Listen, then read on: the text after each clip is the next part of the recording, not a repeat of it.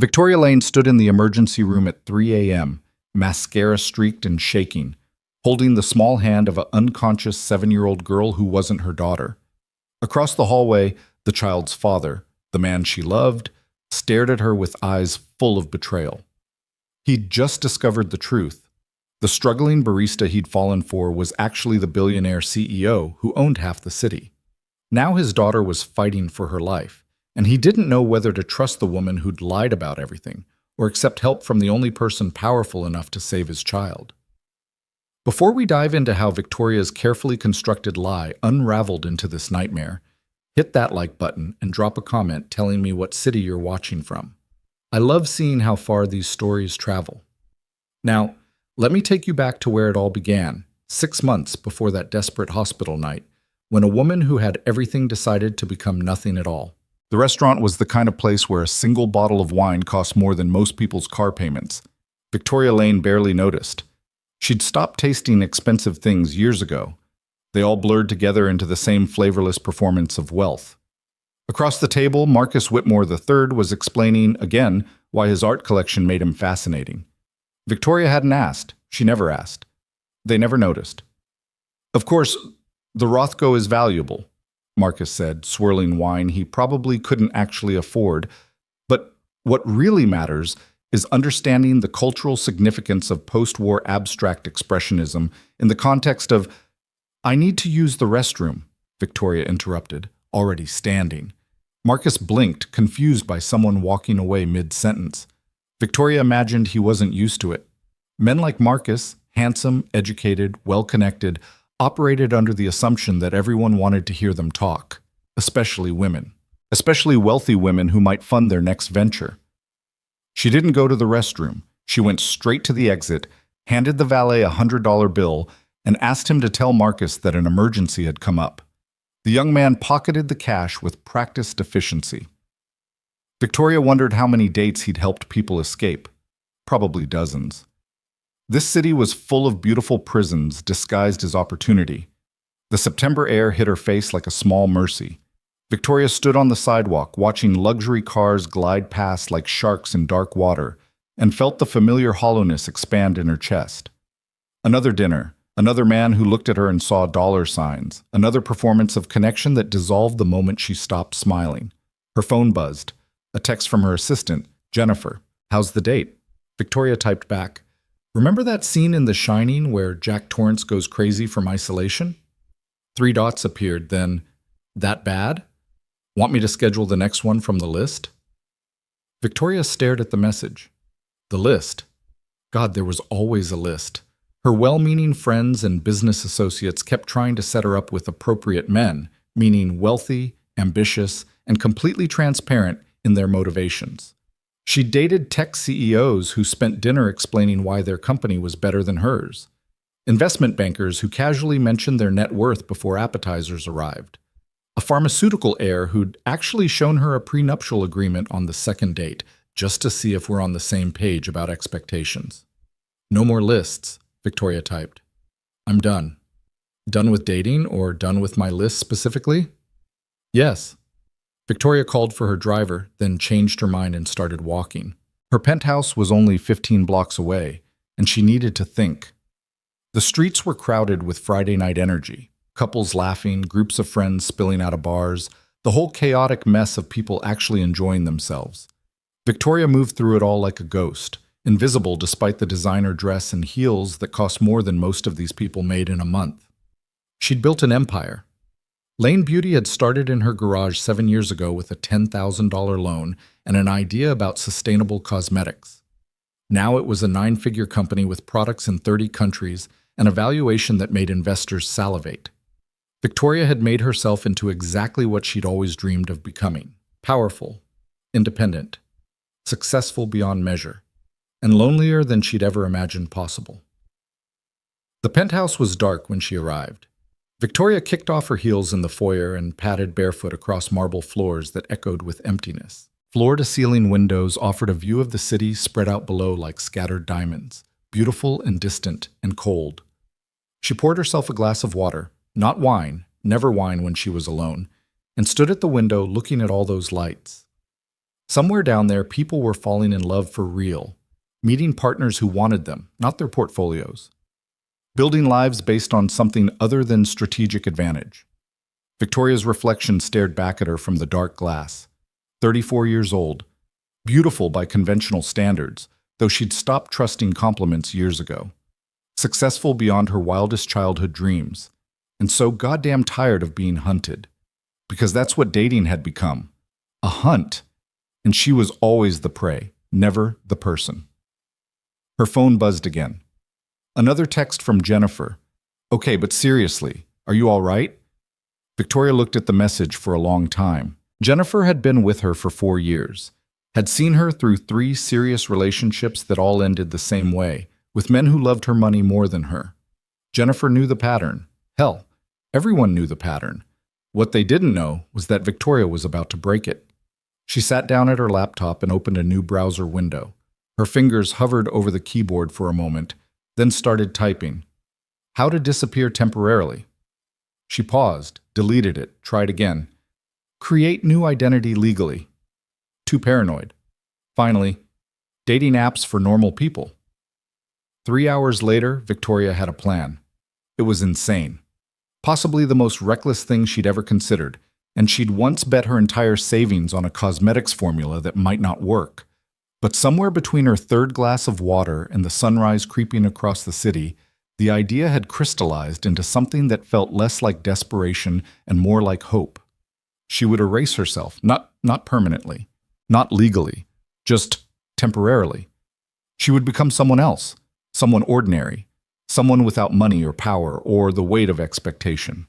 She would strip away everything that made her Victoria Lane CEO and see if anyone could fall in love with just her, the woman beneath the empire. By Monday morning, Victoria had assembled what she privately called her transformation team, though she told them different stories. Her stylist thought she was researching a role for a promotional video. The private investigator she'd hired to create her new identity believed she was helping a celebrity client escape abusive fans. Only Jennifer knew the full truth, and even she thought Victoria had lost her mind. You want to do what? Jennifer stared at her across the desk, coffee cup frozen halfway to her mouth. Live as a normal person, Victoria repeated calmly. Get a regular apartment, a regular job, create a regular dating profile. See if anyone wants me when I'm nobody. You're not nobody. You're Victoria Lane. You're on Forbes' list. You employ 3,000 people. Exactly. Victoria leaned forward. Everyone who meets me knows that. I want to meet someone who doesn't. Someone who sees me, not my company. Jennifer set down her coffee very carefully. This is because of Marcus, isn't it? That pretentious asshole with his Rothko painting. It's because of everyone. Marcus, David, Christopher, that venture capitalist whose name I literally cannot remember. Every man I've dated in the last 5 years has wanted Victoria Lane Incorporated. Not me. So you're going to catfish people? That seems healthy. I'm not catfishing anyone. Victoria had thought about this. I'm just editing my truth. People do it all the time. They use flattering photos, exaggerate their hobbies, claim to love hiking when they've never left the city. I'm doing the same thing, just in reverse. You're lying about being rich. That's a pretty significant reversal. Is it? Victoria challenged. What if money is the least interesting thing about a person? What if everything I've accomplished, everything I've built, matters less in a relationship than whether I laugh at someone's jokes or remember how they take their coffee? Jennifer studied her for a long moment. You really believe that? I want to believe it, Victoria said quietly. I need to know if it's possible. The silence stretched between them, filled with years of shared history, late nights building the company, celebrations of victories, quiet acknowledgments of loneliness. Finally, Jennifer sighed. Okay, but I'm monitoring this disaster from a safe distance. And if you end up murdered by some creep you met on a dating app, I'm telling the police everything. That's the spirit. The transformation took 2 weeks. Victoria rented a modest 1-bedroom apartment in a neighborhood she'd never visited, the kind of place where people actually talked to their neighbors and corner stores outnumbered luxury boutiques. She bought clothes from chain stores, learning to appreciate the strange thrill of finding a good pair of jeans for $40 instead of $400. The hardest part was the name. She spent hours testing different options, saying them out loud to her empty apartment until one finally felt right. Mia.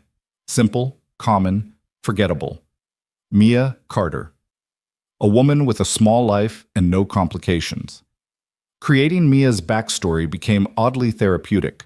She was a freelance graphic designer, close enough to Victoria's real creative interests that she could talk about it convincingly. She'd grown up in Ohio, moved to the city 3 years ago, had a small circle of friends and a smaller bank account. No social media presence to speak of, no digital footprint that would betray who she really was. Victoria practiced being Mia in front of mirrors, at coffee shops, walking down streets where nobody knew her face. She softened her posture, lowered her voice slightly, learned to hesitate before speaking instead of commanding attention. It was like playing a character, except the character was just a regular woman, someone who could be loved for herself. The dating app profile took an entire evening to create.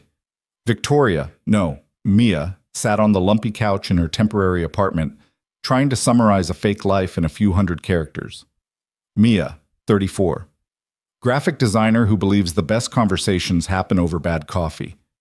I love old bookstores, terrible action movies, and people who don't take themselves too seriously. Looking for someone real, no games, no pretense, just honesty. She stared at the last word, honesty. The irony wasn't lost on her. But wasn't this its own kind of honesty, stripping away the noise to find the truth beneath? Victoria uploaded a photo, not one of her professional headshots, but a selfie she'd taken that morning wearing a sweatshirt and no makeup, smiling like she meant it. She looked ordinary, normal, free. She hit create profile before she could change her mind. The matches started immediately. Victoria had expected that. She'd deliberately made herself approachable, friendly, the kind of profile that invited conversation. What she hadn't expected was how exhausting it would be to sort through them all. Men who led with crude pickup lines, men whose entire personality was entrepreneur, men who immediately asked for photos or numbers or something she wasn't willing to give. Victoria deleted matches with ruthless efficiency, searching for something she couldn't quite name but would know when she found it. Date 1 was a disaster. The guy spent the entire evening talking about his ex-girlfriend. Date 2 was worse. He asked to split the check, then got angry when Mia only ordered a salad instead of subsidizing his steak dinner. Date 3 canceled by text 5 minutes before they were supposed to meet. By date 7, Victoria was starting to think Jennifer had been right. This was a terrible idea. Date 8 showed up drunk. Date 9 spent the whole time on his phone. Victoria sat across from him at a depressingly generic sports bar, watching him scroll through what appeared to be stock market apps, and felt something crack inside her chest. This was supposed to be different. This was supposed to prove that normal people had better, more honest relationships. But maybe loneliness was just loneliness, regardless of tax bracket. Maybe everyone was performing, everyone was hunting, everyone was trying to get something from someone else. Maybe she was the fool for thinking otherwise. "I need to go," she told date 9, whose name she'd already forgotten. He barely looked up. Cool, this wasn't really working anyway. Victoria walked home in the rain, not caring that her cheap jacket was soaked through, not caring that mascara was probably running down her face. She felt ridiculous, childish, like a billionaire playing dress-up in poverty, expecting some kind of profound revelation about human nature. She was going to delete the app, go back to being Victoria Lane, except that love at her level came with complications, that she needed to find someone who could handle her success instead of chasing fairy tales about connection. But first, she checked her messages one last time. There, at the bottom of her inbox, was a message from someone named Daniel. "Hi Mia. I know this might sound weird, but I noticed your profile says you like terrible action movies. I've been trying to explain to my daughter why Demolition Man is actually a masterpiece of satirical sci-fi, and I'm losing the argument to a 7-year-old. Any chance you'd be willing to grab coffee and help me defend the honor of 90s Stallone films?" Victoria stared at the message. It was normal, funny without trying too hard, self-deprecating in a way that felt genuine rather than calculated. And he'd mentioned a daughter, automatically disqualifying himself from the game-playing crowd. She should delete it. She should delete all of this and go back to her real life. Instead, she typed, "Coffee sounds great. And for the record, your daughter is right. Demolition Man is terrible, but I'll argue for it anyway if the coffee is good." His response came back within minutes. "Deal. Fair warning, though. I'm usually running late because parenting is chaos. Tomorrow at 2 p.m. at Corner Grounds, I'll be the exhausted-looking guy apologizing profusely." "See you then," Mia wrote. Victoria set down her phone and stared at it like it might explode. This was it. Date number 10. The last one she'd allow herself before admitting defeat and returning to reality. She had no idea she'd just scheduled the meeting that would destroy and rebuild her entire life. The next morning, Victoria woke up with anxiety churning in her stomach. She told herself it was just another date, another disappointing evening that would confirm what she already knew. But she still spent an hour choosing an outfit, casual but not sloppy, approachable but not trying too hard. Jeans and a simple sweater, hair pulled back in a ponytail. Mia Carter, graphic designer, nervous about a coffee date. Corner Grounds was exactly the kind of place Mia would love, and Victoria Lane would never notice. Tucked between a laundromat and a used bookstore, with mismatched furniture and the smell of actually good coffee instead of the overpriced designer blend she usually drank. Victoria arrived early, ordered a regular coffee, not the complicated drink she actually preferred, and chose a table by the window. At 2:07, the door opened. He was late, just like he'd warned. Tall but not intimidating, with dark hair that looked like he'd tried to comb it and given up halfway through. He wore jeans and a flannel shirt with paint stains on the cuffs, and he was scanning the coffee shop with the slightly frantic expression of someone who expected to be stood up. Their eyes met. He smiled, tired but genuine, and Victoria felt something shift in her chest. "Mia?" he asked, walking over. "Daniel?" "In the flesh. I'm so sorry I'm late. My daughter had a crisis about her shoes not matching her outfit, and by the time I convinced her that nobody at school cares about color coordination, I was already—" He stopped, took a breath. "I'm rambling. Hi. It's nice to meet you." He stuck out his hand. Victoria shook it, feeling calluses on his palm, the grip of someone used to physical work. "It's nice to meet you too," she said. "And for the record, I'm impressed that you're raising a daughter who cares about fashion. That shows sophistication." Daniel laughed, and it was a real laugh. Not the practiced chuckle she heard at business dinners, but something surprised out of him. "I'll tell her you said that. She'll be insufferable for a week." He got his coffee, black, large, the drink of someone fueling long days, and sat down across from her. Up close, Victoria could see the exhaustion in his eyes, the slight slump in his shoulders that spoke of weights carried for too long. But there was something else too. Warmth. Openness. The kind of presence that made you want to lean closer instead of pulling away. "So," Daniel said, wrapping his hands around his coffee cup, like he was trying to absorb its warmth. "Terrible action movies. What's your actual favorite?" "Die Hard," Victoria answered without thinking, then caught herself. Was that too mainstream, too obvious?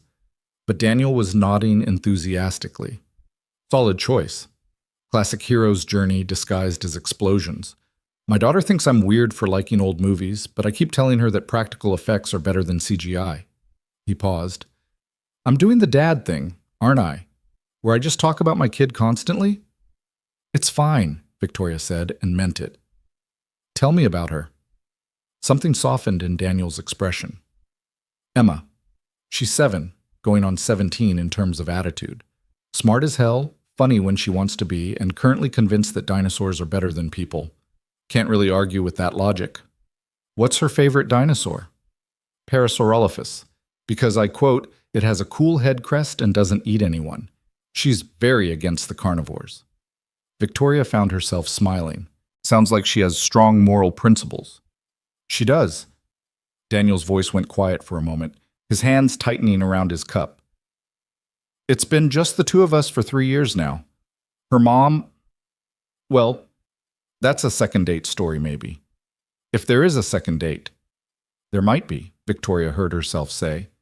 Daniel looked up, meeting her eyes directly. "Yeah?" "Yeah." They talked for 2 hours, not about accomplishments or ambitions or any of the scripted conversations Victoria was used to. Daniel told her about his work at a warehouse, the way his back ached at the end of long shifts, his dreams of eventually finishing his degree. Someday, when he could afford both time and tuition. Victoria told him about graphic design, making up projects and clients, surprised by how easy the lies came when they were wrapped in real emotions. He asked about her day, her actual day, what she did that morning, if she'd slept well. Questions so simple they felt revolutionary. When they finally left the coffee shop, the sun was setting, painting the street in gold light. Daniel walked her to the subway station, hands in his pockets, looking uncertain in a way that Victoria found endearing. "So," he said, I had a really good time. Me too. Would you maybe want to do this again? I know a place that has terrible pizza and great conversation. Very on brand for us." Victoria knew she should say no, should end this before it went any further. But Daniel was looking at her like she was someone worth getting to know, not something worth acquiring, and she couldn't remember the last time anyone had looked at her that way. "I'd love that," she said. Daniel's smile was bright enough to hurt. "Great. I'll text you. Fair warning, I'm terrible at texting because my phone is usually dead, but I promise I'm interested." "Noted." He turned to leave, then stopped. "Hey, Mia. Thanks for not being weird about the single dad thing. A lot of people are." Victoria felt something twist in her chest. "Anyone who's weird about that isn't worth your time." "Yeah," Daniel said softly. "Yeah, I'm starting to think you're right." Victoria watched him walk away. This man with paint stains on his cuffs and calluses on his hands, and a daughter who believed dinosaurs were better than people. This man who had no idea who she really was. This man she was absolutely, definitely going to hurt when the truth came out. She should end it now. Send a text saying she'd realized they weren't compatible. Disappear back into her real life and forget this experiment in normal living. Instead, she pulled out her phone and added his number to her contacts. "Daniel," she typed. Then, after a pause, "Coffee guy. Parasaurolophus dad." Her phone buzzed immediately. A text from him. "Made it to my car without tripping. Small victories. Same time next week for terrible pizza?" "It's a date," Mia wrote back. Victoria stared at the message for a long time before hitting send. She was in trouble. Deep, complicated, inevitable trouble. And for the first time in years, she was genuinely excited about what came next. The terrible pizza place turned out to be a small family-run joint with plastic tablecloths and a jukebox that only played songs from the 1980s. Victoria arrived first, still getting used to the strange thrill of being early to something that didn't involve a boardroom. She'd spent the last week in a fog of conflicting emotions, conducting business meetings while replaying conversations with Daniel in her head, approving million-dollar contracts while wondering if he'd text again. He had. Every day. Small messages that made her smile despite herself. Emma asked if you have a favorite dinosaur. She's very concerned about this. Just burned dinner again. Emma says we should hire you as a consultant. Are you good at mac and cheese? Thought about you today when I saw someone struggling with graphic design. Wanted to send them your way, but realized I don't actually know anything about your work except that you do it. That last message had made Victoria's chest tight. He was curious about her, about the fake life she'd built, and every answer felt like another brick in a wall that would eventually collapse on both of them. The door opened and Daniel walked in, looking harried and apologetic. I know, I'm late again. Emma's babysitter got stuck in traffic and I had to wait until she arrived, and I promise I'm not always this disorganized." "It's fine," Victoria said, meaning it. There was something oddly comforting about his chaos, so different from the ruthlessly scheduled precision of her real life. Daniel slid into the booth across from her, running a hand through his hair. "Okay, new strategy. I'm going to start leaving 30 minutes earlier for everything, and maybe I'll only be 10 minutes late." Ambitious. That's me, setting reasonable goals and achieving them occasionally. He picked up the menu, though Victoria noticed he barely glanced at it. "Fair warning, everything here is terrible in the best way possible. The pizza is too greasy. The breadsticks are somehow both burnt and undercooked, and I'm pretty sure the salad is just iceberg lettuce with Italian dressing. It's perfect," Victoria laughed. "You have very interesting standards for perfection." "I have a 7-year-old. My standards for everything have been recalibrated. He set down the menu and looked at her directly. How was your week? It was such a simple question. How was your week? Not what deals did you close or what victories did you claim, just how was your week? Busy, Victoria said, which was true. I had a big project come through. Client wanted a complete rebrand and the deadline was impossible, but we made it work. We?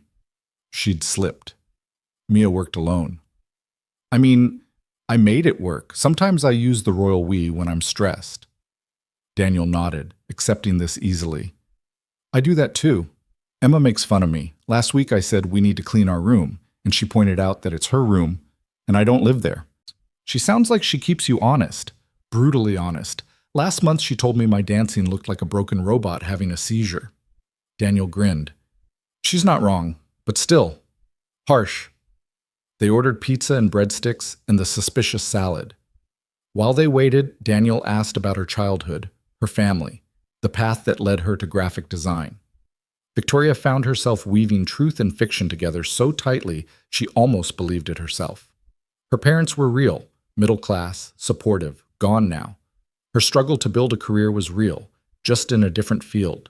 Her loneliness was achingly real. What about you? She asked, turning the conversation before she gave away too much. How did you end up here? Daniel's expression shifted, something guarded moving behind his eyes. The short version. I was pre-med in college, had a full scholarship, the whole future mapped out. Then my girlfriend got pregnant our junior year and suddenly all those maps didn't matter anymore. Emma's mom? Yeah, Sarah. He said the name carefully, like it still had sharp edges. We tried to make it work. Got married, dropped out of school. I got whatever jobs I could find to support us. But Sarah, she wasn't ready to be a mom. Wasn't ready for any of it, really. One day I came home from work and she was just gone. Packed her stuff, left Emma with a neighbor, and disappeared. Victoria felt her heart constrict. God, Daniel. It was 3 years ago. Emma was 4. She barely remembers her mom now, which is probably better. He looked down at his hands. I tried to find Sarah at first, thought maybe she just needed space or help or something, but she'd made her choice, so I made mine. Emma needed a parent who'd stay, so I stayed. That must have been terrifying. It was. It is. Every day I'm terrified I'm screwing her up somehow. Daniel met her eyes. But then she comes home from school excited about some dinosaur fact, or she laughs at one of my terrible jokes, or she tells me she loves me before bed, and I think maybe I'm doing okay. Maybe we're going to be okay. The pizza arrived, giving Victoria a moment to collect herself. She'd expected another shallow date, another performance. Instead, she was sitting across from a man who'd sacrificed everything for his daughter, who worked himself to exhaustion just to keep them afloat, who still managed to smile and make jokes and ask about her day. She didn't deserve this, didn't deserve his honesty when she was feeding him lies. You're doing more than okay, she said quietly.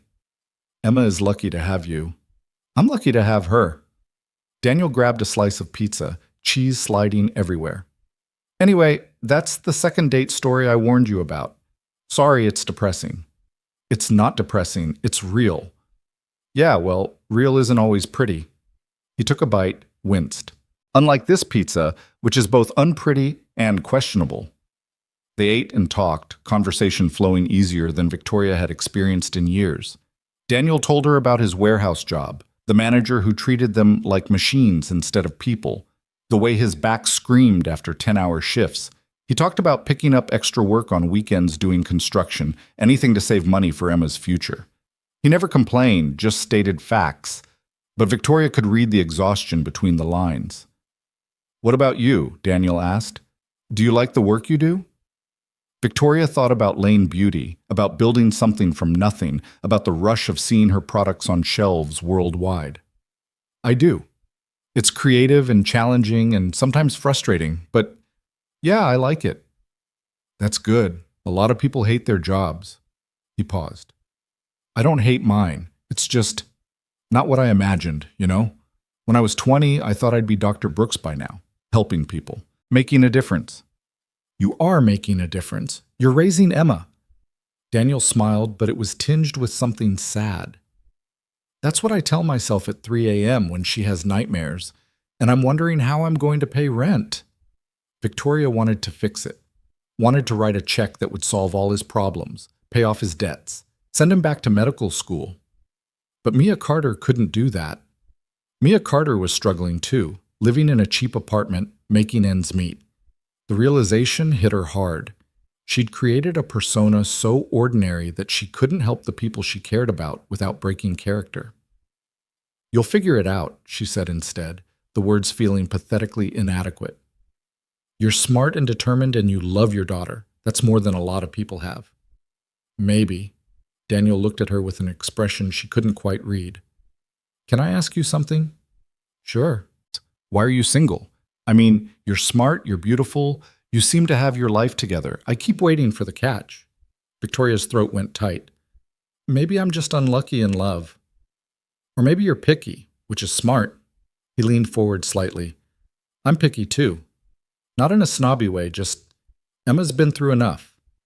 I can't bring someone into her life unless I'm sure they're going to stay." "That makes sense." "So I need to know." Daniel's voice was serious now. "Are you someone who stays?" The question hung between them, loaded with meaning Victoria wasn't sure she could bear. She thought about her real life, about Victoria Lane, who never stayed anywhere long enough to be vulnerable, who kept everyone at arm's length behind walls of wealth and power. But Mia Carter could be different, could be the person she'd always wanted to be. "I try to be," she said honestly. Daniel held her gaze for a long moment, then nodded. "Good enough for me." They finished dinner and walked out into the cool evening. The street was quieter now, most shops closed, streetlights casting long shadows. Daniel walked close to her, not touching, but present, and Victoria felt the strangest urge to reach for his hand. "So," he said as they reached the subway entrance. "Third date? You're not tired of me yet?" "Not even close," he smiled. "But fair warning, the third date comes with a complication." "What kind of complication?" "Emma wants to meet you." Victoria's heart stuttered. "She does?" "I told her I was seeing someone and she demanded to know everything. Name, occupation, favorite dinosaur, which I'm still waiting to hear, by the way. She's 7, but she interrogates like a detective." Daniel looked nervous. "I know it's fast, and I know meeting the kid is a big step, but she's my life, Mia. I can't separate the two things." "I understand. So would you maybe want to come over for dinner this weekend? Nothing fancy. Emma will probably ask you 10,000 questions and judge your dinosaur knowledge harshly. But I make a decent spaghetti, and the company is pretty good." Victoria knew she should say no. Meeting Emma would make this real in a way she couldn't take back. But she looked at Daniel's hopeful expression and found herself nodding. "I'd love to meet her." Daniel's smile could have lit the city. "Yeah, okay. Great. Saturday around 6? I'll text you the address." "Sounds perfect." He hesitated, then leaned in and kissed her cheek. It was brief, gentle, the kind of kiss that promised more without demanding it. "I'm really glad we matched, Mia." "Me too," Victoria whispered. She watched him leave, then descended into the subway, her cheeks still warm from his kiss. As the train carried her back to her temporary apartment, not the penthouse, never the penthouse when she was being Mia, Victoria pulled out her phone and called Jennifer. "It's midnight," Jennifer answered groggily. "Someone better be dying." "I met his daughter this weekend." Silence. Then, "Oh no, you're in deep, aren't you?" "I think I'm falling for him, Jen." "Of course you are. He sounds perfect, which means this is going to end in disaster." "I know. So end it now, before you meet the kid, before this gets messier." Victoria leaned her head against the cool subway window, watching darkness blur past. "I can't." "Why not?" "Because for the first time in 7 years, someone is asking me how my day was. Someone is showing up late and apologizing instead of expecting me to wait. Someone is looking at me like I matter." Her voice cracked. "I know it's built on a lie. I know I'm being selfish. But I can't end it yet." Jennifer sighed. "Just promise me you'll tell him the truth eventually." "I will." "When?" Victoria didn't have an answer. Saturday arrived too quickly and too slowly. Victoria spent the afternoon in her real penthouse, trying to work on actual business while her mind spun through worst-case scenarios. Emma would hate her. Emma would see through the lies immediately. Emma would ask questions Victoria couldn't answer. At 5:30, dressed in jeans and a sweater that Mia would wear, Victoria stood outside Daniel's apartment building and tried to calm her breathing. She'd faced boardrooms full of hostile investors, navigated corporate sabotage, built an empire from nothing. She could handle dinner with a 7-year-old. The building was old but well-maintained, the kind of place where neighbors knew each other's names. Daniel's apartment was on the 3rd floor. Victoria climbed the stairs, each step feeling heavier, and knocked. The door flew open. A small girl with dark hair and pigtails and intelligent eyes stared up at her. "Are you Mia?" "I am. You must be Emma." Emma nodded solemnly. "Dad says you like terrible movies. Is that true?" "Very true." "Good. Come in. I need to ask you some questions." Victoria stepped into the apartment, taking in the space that was so clearly a home. Mismatched furniture, crayon drawings taped to the walls, toys organized in bins that Emma probably never used. It was small and cluttered and warm in a way Victoria's penthouse had never been. Daniel emerged from the kitchen, wearing an apron that said "Kiss the Cook" and looking embarrassed. "Sorry, Emma's in interrogation mode. I warned you." "It's fine," Victoria said, charmed despite her nervousness. Emma pulled her to the couch and sat down with the seriousness of a judge. "First question, what's your favorite dinosaur?" Victoria had prepared for this. "Brachiosaurus, because they were gentle giants who just wanted to eat plants and live peacefully." Emma considered this. "That's acceptable." "Second question, do you like my dad?" "Emma," Daniel protested from the kitchen. "It's a relevant question, Dad." Emma turned back to Victoria. "Do you?" Victoria met her eyes. "I do, very much." "Why?" "Because he's kind and funny, and he loves you more than anything, which means he's smart enough to know what's important." Emma studied her for a long moment, then nodded. "Okay, you can stay for dinner." "Thank you," Victoria said solemnly. Dinner was chaos in the best way. Emma talked non-stop about school, her friends, a boy named Tyler who kept pulling her hair, the injustice of bedtime. Daniel interjected with dad commentary, making Emma roll her eyes in the universal expression of children everywhere. Victoria found herself laughing more than she had in months, watching this small family navigate their routines. "Mia, do you have a family?" Emma asked suddenly, stabbing spaghetti with her fork. Victoria's smile faltered. "My parents passed away a few years ago, but I have some friends who are like family." "That's sad." Emma's expression was serious. "But you can share our family if you want. We're small, but we're good." Something broke inside Victoria's chest. "That's very generous of you." "It's strategic," Emma corrected. "Dad's cooking is terrible, and maybe you can help." "Hey," Daniel protested. "This spaghetti is perfectly adequate." "It's mushy, Dad." After dinner, Emma insisted on showing Victoria her room, which was decorated with dinosaur posters and had a bookshelf overflowing with picture books. Emma pulled out her favorite and climbed onto Victoria's lap without asking permission, the trust implicit and devastating. "This one's about a dinosaur who doesn't fit in," Emma explained, opening the book. "But then she finds other dinosaurs who are weird too, and they make a family." Victoria read the story, her voice steady, despite the emotions churning through her. Emma leaned against her chest, warm and trusting, smelling like strawberry shampoo and childhood. By the last page, Emma was yawning. "Bedtime," Daniel announced from the doorway. "But Mia just got here," Emma protested. "Mia will come back," Daniel said, "if she wants to." Emma looked up at Victoria with hopeful eyes. "Will you?"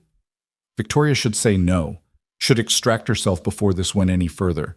But she looked at Emma's hopeful face and Daniel's careful expression and found herself nodding. "I'd like that very much." "Okay." Emma hugged her suddenly, fiercely. "You're nice. I'm glad Dad found you."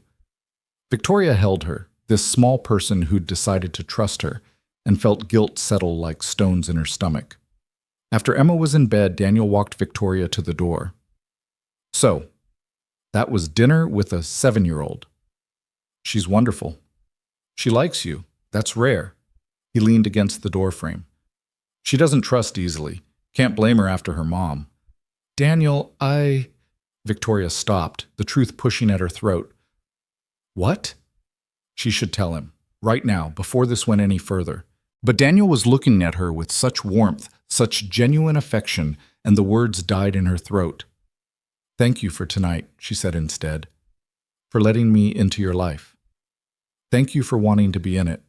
He reached out and tucked a strand of hair behind her ear. Can I see you again? Yes. He kissed her then, soft and sweet, a promise of something more. Victoria kissed him back, tasting possibility and doom in equal measure. When she finally left, walking down the stairs in a daze, Victoria's phone buzzed. A text from Daniel. Emma wants to know if you can come to her school play next Friday. No pressure, but she's very convincing when she wants something. Victoria stared at the message. A school play. More time with Emma. Deeper into this life she'd built on lies. She typed back, I'd love to. The weeks that followed blurred into a rhythm Victoria had never experienced. She split her time between two lives. Victoria Lane during the day, running her empire with ruthless efficiency, and Mia Carter in the evenings and weekends, learning what it meant to be part of something smaller and infinitely more precious.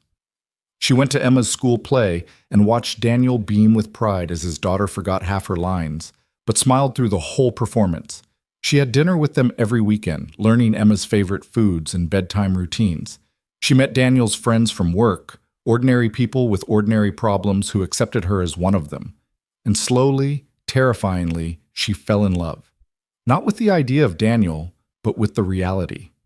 The way he fell asleep on the couch watching movies because he worked so hard during the week. The way he talked to Emma with infinite patience, explaining things 10 different ways until she understood.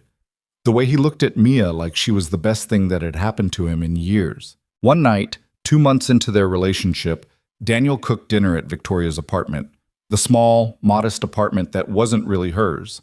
Emma was at a sleepover, giving them rare time alone. They ate takeout on the couch and talked about nothing and everything. I need to tell you something, Daniel said suddenly. Victoria's heart stopped. Okay. I'm falling for you, Mia. Hard. He looked nervous, vulnerable. I know it's fast. I know we're still getting to know each other, but Emma adores you, and I can't remember the last time I felt this happy, and I needed you to know. Victoria felt tears prick her eyes. Daniel, you don't have to say it back. I just wanted to be honest. Honest. The word cut like a knife. I'm falling for you too, she whispered, because it was true. Because beneath all the lies, this feeling was the realest thing she'd experienced in years. Daniel pulled her close and kissed her, deep and slow and full of promise. Victoria kissed him back, memorizing the moment, knowing it was built on sand. Later, lying in his arms, Victoria made a decision. She would tell him the truth. Soon. She would find the right moment and the right words, and she would trust that what they had was strong enough to survive her deception.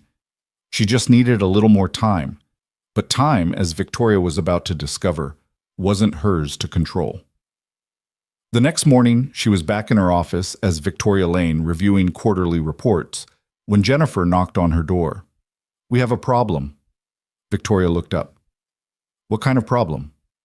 The kind where a tabloid photographer got pictures of you leaving Daniel's apartment building last night.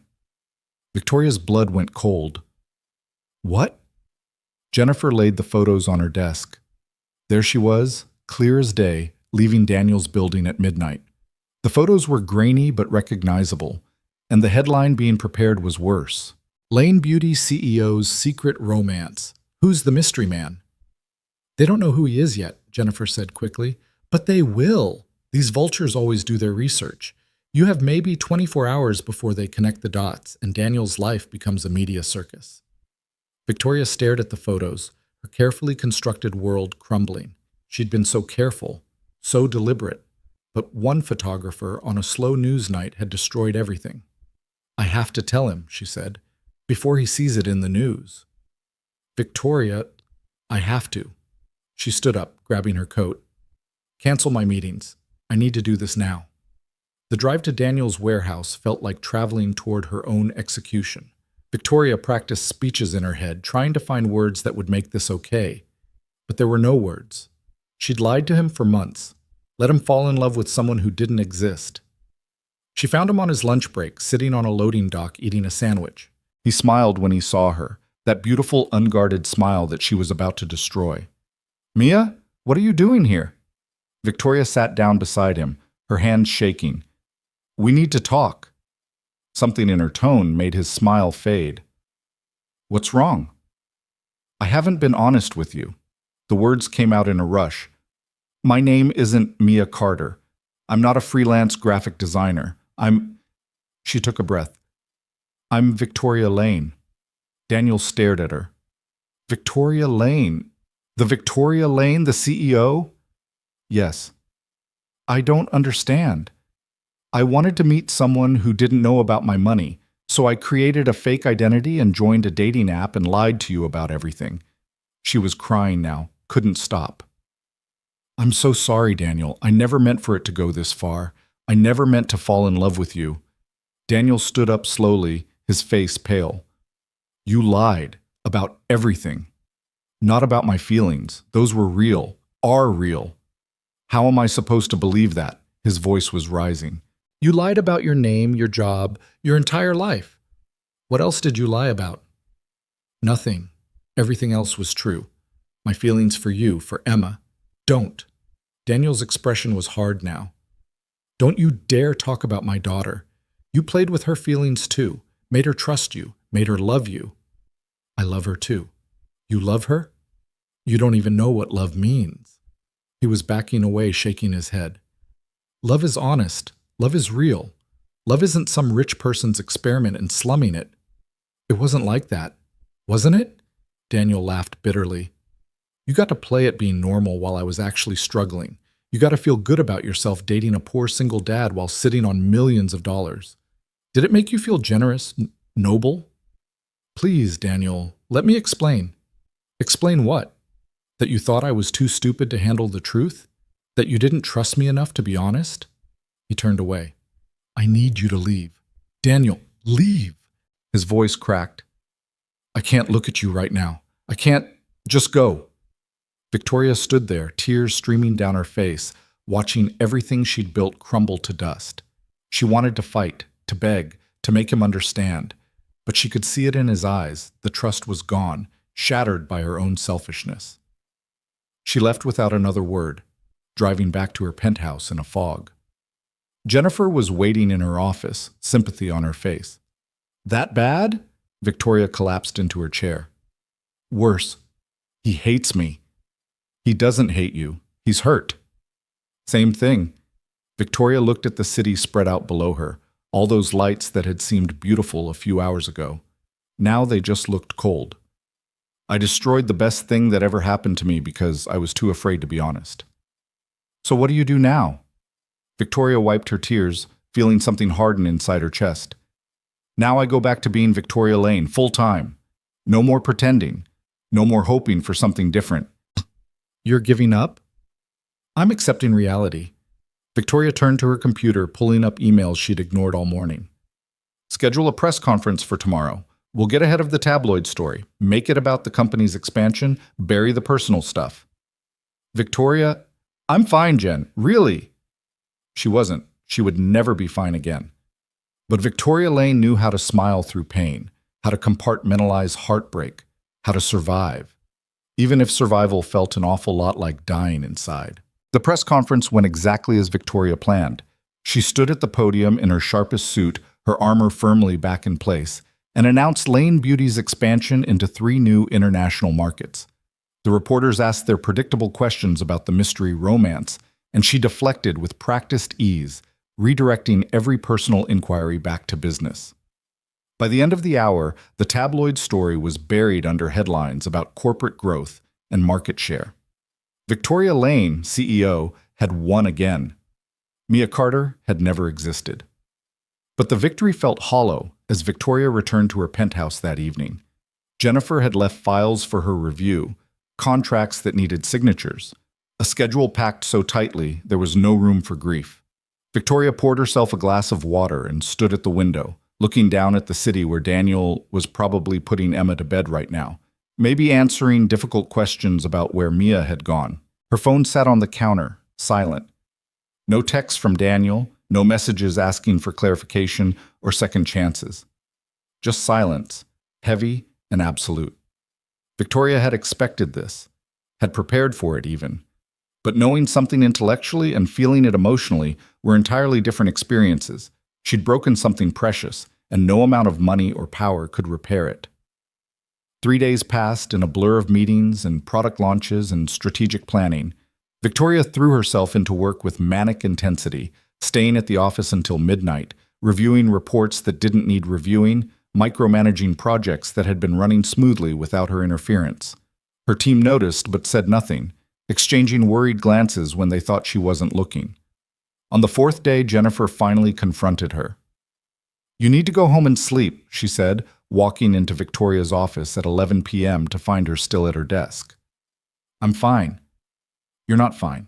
You've lost weight, you have circles under your eyes, and yesterday you snapped at Marcus in accounting for breathing too loudly." He was breathing loudly. Jennifer sat down across from her, expression serious. "Talk to him." "There's nothing to say." "There's everything to say. You love him. He deserves to know why you did what you did." Victoria laughed bitterly. "What am I supposed to tell him, Jen? That I was lonely? That I wanted to know if someone could love me without my money? It sounds pathetic even to me." "It sounds human." Jennifer leaned forward. "You made a mistake, a big one. But your feelings were real. That counts for something." "It counted for nothing when I was lying to his face every day for months. So apologize. Really apologize. Not a corporate PR apology, but an actual human one. Tell him you were wrong. Tell him you're sorry. Give him the choice of whether to forgive you." Victoria shook her head. "He made his choice when he told me to leave." "That was 4 days ago. People's feelings change. Anger fades." Jennifer stood up. "At least try. What do you have to lose that you haven't already lost?" After Jennifer left, Victoria sat in the quiet office and considered the question. What did she have to lose? Her pride, maybe. The last shreds of dignity she'd maintained by not begging. But Jennifer was right about one thing. She'd already lost everything that mattered. She pulled out her phone and opened her messages with Daniel. The last text was from 2 weeks ago, before everything exploded. A simple message from him about Emma learning to ride a bike. Victoria had responded with a string of excited emojis. It seemed like a lifetime ago. Her fingers hovered over the keyboard. What could she possibly say that would matter? Sorry felt inadequate. I love you felt manipulative. Please forgive me felt selfish. In the end, she typed, I know you don't want to hear from me, but I need you to know that everything I felt was real. Loving you and Emma was the most honest thing I've ever done, even if I did it while lying about everything else. I'm sorry I hurt you. I'm sorry I wasn't brave enough to trust you with the truth. You deserved better. You both did. She stared at the message for a long time before hitting send. Then she put her phone face down on the desk and went back to work, not expecting a response. The response came 3 hours later, at 2 in the morning. Victoria was still at her desk, reviewing marketing materials that could have waited until Monday when her phone buzzed. Don't contact me again. We're done. 5 words. Polite, final, devastating. Victoria set down her phone very carefully, feeling something crack inside her chest. She'd known this was coming, had prepared herself for rejection, but seeing it spelled out in stark text made it real in a way nothing else had. She was done. They were done. There was no second chance, no redemption arc, no happy ending, just the cold reality of consequences. Victoria left the office at dawn, took a car service home, and slept for 14 hours. When she woke up, she made a decision. She would stop torturing herself, stop hoping for forgiveness that wasn't coming. She would accept what she'd done, learn from it, and move forward. That's what successful people did. They adapted, they evolved, they survived. The next 2 weeks passed in careful numbness. Victoria attended charity galas and industry conferences, smiled for cameras, and gave interviews about female entrepreneurship. She approved new product lines and fired an executive who'd been embezzling funds. She was efficient, effective. the perfect CEO. She was also utterly miserable. Jennifer tried to get her to talk about it, but Victoria deflected with the same skills she used in boardrooms. Her therapist, a new addition to her life, suggested gently by Jennifer, tried to excavate her feelings, but Victoria kept the conversation surface level and professional. Even alone in her penthouse, she didn't let herself think about Daniel or Emma or the life she'd briefly touched. It was easier this way, cleaner. Then, 3 weeks after Daniel had told her they were done, Victoria's carefully maintained numbness shattered. She was in a board meeting, half listening to the CFO present quarterly projections, when Jennifer slipped into the room and handed her a note. Victoria glanced at it, expecting some urgent business matter. Daniel's daughter is in the hospital. Emma. Thought you should know. Victoria's heart stopped. The boardroom disappeared, the CFO's voice fading to white noise. Emma. Hospital. Those 2 words obliterated everything else. She stood up abruptly, cutting off the CFO mid-sentence. I need to leave. Jennifer will handle the rest of this meeting. But we haven't discussed the third quarter. Handle it. Victoria was already moving toward the door, her hands shaking. I don't care what decisions you make, just handle it. In the hallway, she grabbed Jennifer's arm. What hospital? What happened? Children's Memorial, I don't know details. Marcus from accounting heard it from his sister who works there. She saw Daniel in the waiting room and mentioned it because she remembered the tabloid photos.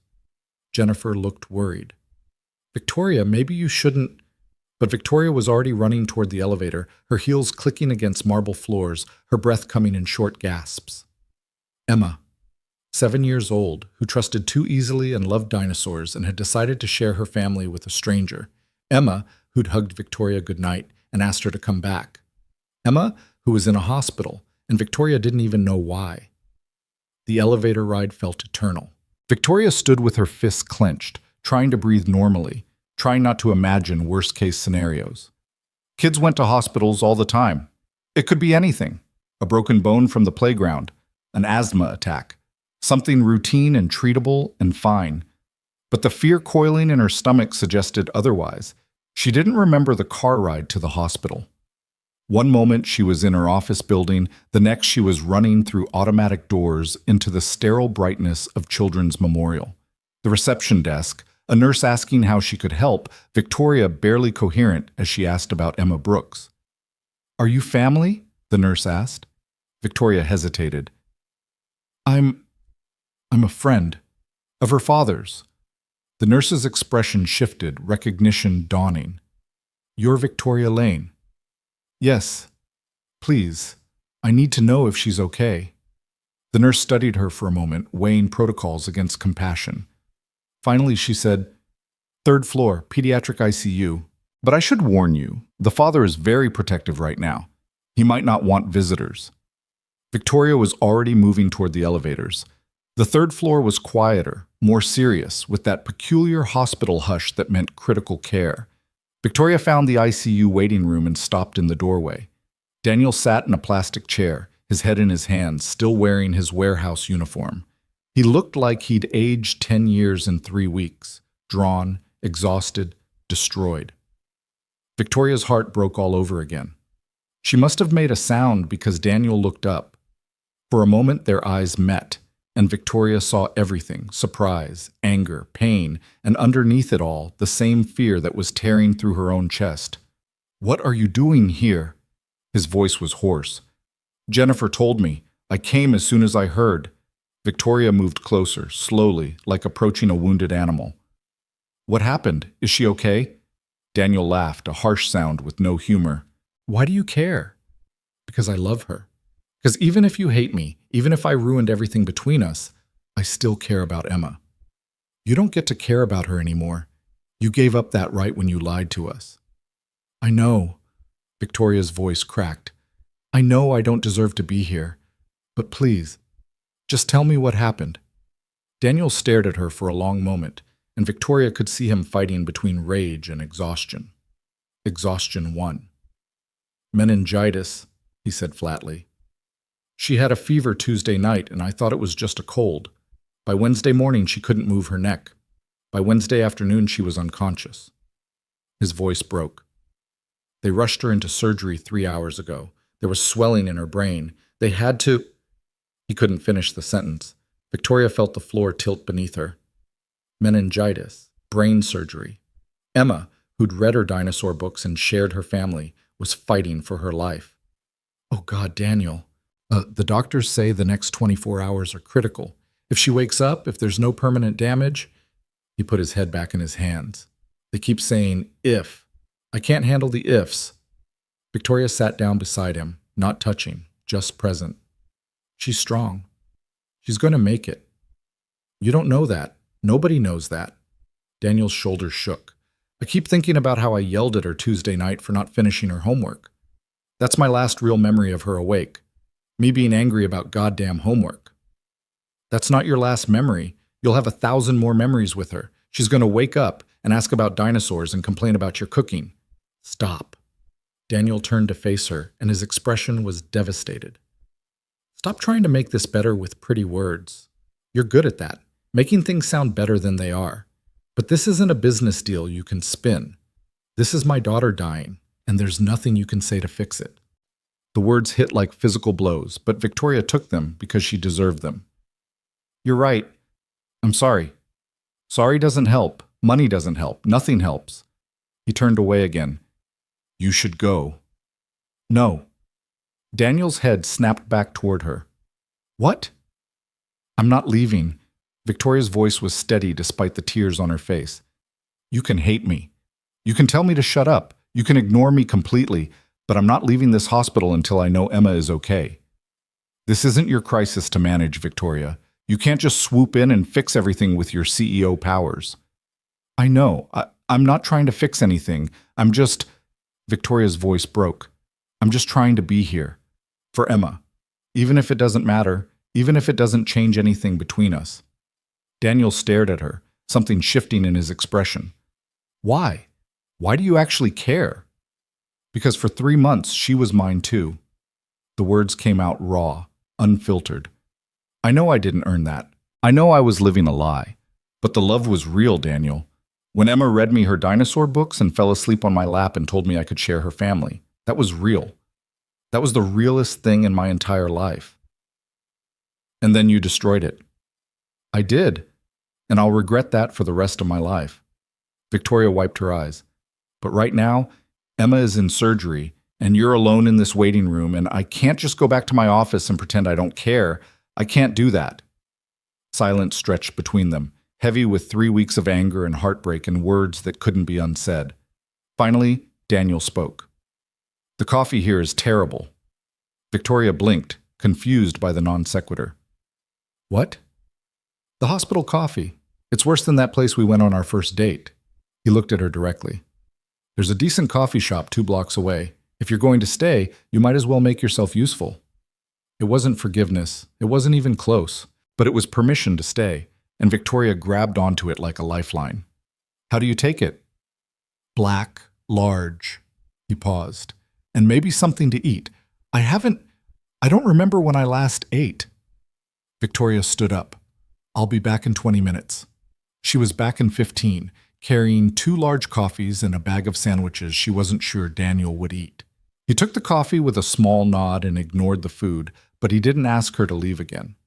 They sat in silence, the kind of silence that came from having too much to say and no safe way to say it. Nurses moved past. Other families populated the waiting room, each carrying their own private tragedies. Victoria watched the clock and prayed to a God she wasn't sure she believed in, making bargains she knew she couldn't keep. Let Emma be okay, and I'll tell the truth forever. Let Emma wake up, and I'll never lie again. Let Emma survive, and I'll give away every dollar I have. Stop doing that, Daniel said quietly. Doing what? Bargaining. I can see it on your face, like if you promise to be better, the universe will save her. He took a sip of coffee. It doesn't work that way. I know. But you're doing it anyway. Yeah. Daniel almost smiled. Almost. I'm doing it too. Keep thinking if I could go back to Tuesday and not yell about homework, maybe she'd be fine. Like the universe punished me for being a tired, angry parent. That's not how it works either. I know. He set down his coffee. but it feels better than accepting that sometimes terrible things just happen, that we don't have control. Victoria understood that feeling intimately. She'd built an entire empire on the illusion of control, the belief that if she worked hard enough and planned carefully enough, she could dictate outcomes. But you couldn't negotiate with meningitis, couldn't strategize against brain swelling, couldn't throw money at unconsciousness and make it go away. All you could do was sit in uncomfortable chairs and wait. Hours passed. Daniel dozed fitfully, jerking awake every time a door opened. Victoria got him more coffee, convinced him to eat half a sandwich, and mostly just existed quietly beside him. She didn't try to make conversation or offer empty comfort. She just stayed. At midnight, a surgeon in scrubs emerged from the restricted area. Daniel was on his feet immediately, and Victoria stood with him, her heart pounding so hard she could hear it. "Mr. Brooks?" the surgeon said. "How is she? Is she—" Daniel couldn't finish. The surgeon's expression was carefully neutral. "The surgery went well. We were able to relieve the pressure on her brain, but she's not out of danger yet. The next 12 to 24 hours will tell us a lot about her recovery." "Can I see her?" "She's in recovery now. Once she's stable, we'll move her to ICU and you can sit with her." The surgeon paused. "I have to be honest with you, Mr. Brooks. Even if she wakes up, we don't know yet what the outcome will be. There may be cognitive effects, physical impairments. We won't know the full extent until she regains consciousness." Daniel swayed slightly, and Victoria reached out instinctively to steady him. He didn't pull away. "But she could be okay?" Daniel's voice was desperate. "It's possible she could be completely okay?" "It's possible," the surgeon said carefully. "Children are resilient. I've seen remarkable recoveries. But I don't want to give you false hope. Hope is all I have right now." The surgeon nodded, understanding in his eyes. "I'll have a nurse come get you when she's moved to ICU. It shouldn't be more than an hour." After the surgeon left, Daniel collapsed back into his chair, all the tension draining out of him at once. "She made it through surgery. She's alive." "She's alive," Victoria repeated, feeling tears stream down her face. Daniel looked at her, really looked at her, for the first time since she'd arrived. "You're still here." "I told you I would be. I thought—" He stopped, shook his head. "I thought you'd leave once you knew she was out of surgery, that you'd done your duty and could go back to your real life." Victoria sat down beside him. "This is my real life, right here. Everything else is just noise." That's a very pretty sentiment from someone who runs a 9-figure company. I know it sounds hollow. I know I haven't earned the right to be here, but it's true. She turned to face him. "When Jennifer told me Emma was in the hospital, I was in the middle of a board meeting. We were discussing third-quarter projections, and I literally couldn't have cared less. All I could think about was getting here, making sure she was okay, being here for—" She stopped. "For who? Emma? Or me?" Victoria met his eyes. "Both of you. I know that's selfish. I know I don't deserve to care about either of you, but I can't stop." Daniel was quiet for a long moment. "I was so angry at you. I'm still angry at you. What you did, lying to me for months, making me fall for someone who didn't exist, that hurt, in ways I didn't know I could hurt. I know. But then Emma got sick, and I was alone, and I kept thinking—" His voice cracked. "I kept thinking that if she died, I'd have to handle it alone. No one to call, no one who loved her the way I do. And I realized that even though Mia wasn't real, what we had felt real. The way you were with Emma felt real." "It was real," Victoria said fiercely. "That part was never fake. The love was never fake. How am I supposed to believe that when everything else was a lie?" "I don't know." Victoria felt fresh tears on her face. "I don't know how to prove it to you, but I'm here now, Daniel. Not as Victoria Lane, CEO. Not as Mia Carter, fake person. Just as me. The woman who fell in love with you and your daughter and screwed everything up because I was too scared to be vulnerable." Daniel studied her face, searching for something. "You're really going to stay? All night? Even though I might not forgive you?" "Yes." "Why?" "Because Emma needs people who love her to be here when she wakes up. And because you shouldn't have to do this alone." Victoria took a shaky breath.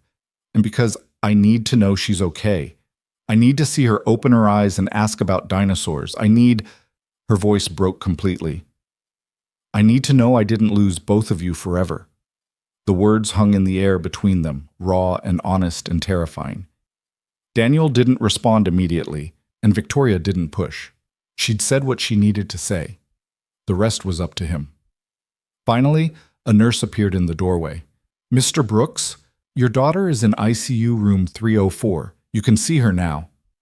Daniel stood up, looking uncertain. "Can she—" He gestured at Victoria. The nurse glanced at Victoria, then back at Daniel. "Immediate family only is the policy, but given the circumstances, I think we can make an exception, as long as you're comfortable with it." Daniel looked at Victoria. "Do you want to see her?" Victoria's throat was too tight to speak. She just nodded.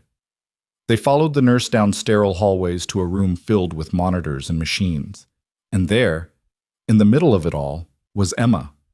So small in the hospital bed, her dark hair spread across the pillow, tubes and wires connecting her to equipment that beeped and hummed. She looked fragile in a way that made Victoria's chest constrict. Daniel moved to her bedside immediately, taking her small hand carefully, avoiding the IV. "Hey, sweetheart." "It's Dad." "I'm here." Emma didn't respond. The monitors beeped steadily, measuring a life that hung in delicate balance. Victoria stood back, not wanting to intrude, but Daniel looked over his shoulder. "You can come closer. She'd want—" His voice caught. "She'd want you here." Victoria moved to the other side of the bed, looking down at Emma's still face. 3 weeks ago, this child had hugged her goodnight, had shared her dinosaur books and her family, had trusted her. "I'm here too, Emma," Victoria whispered. "We're both here, and we're not going anywhere until you wake up." The night stretched out like a bridge between who they'd been and who they might become. Victoria and Daniel sat on opposite sides of Emma's bed, keeping vigil, waiting for any sign of improvement. Nurses came and went, checking vitals, adjusting medications, offering updates that all amounted to the same thing. They had to wait. Around 3 a.m, Daniel finally spoke. "Tell me something true." Victoria looked up from where she'd been watching Emma's chest rise and fall. "What?" "You said the love was real. Prove it. Tell me something true about yourself. Not Victoria Lane, CEO. Not Mia Carter, fake person. You." Victoria took a breath, understanding what he was asking.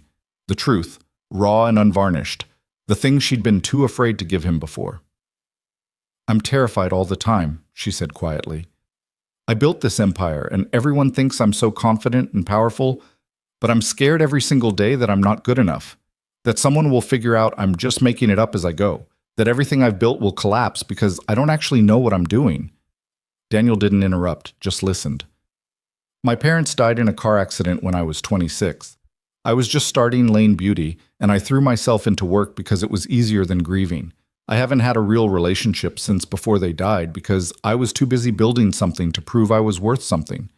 Victoria's voice cracked.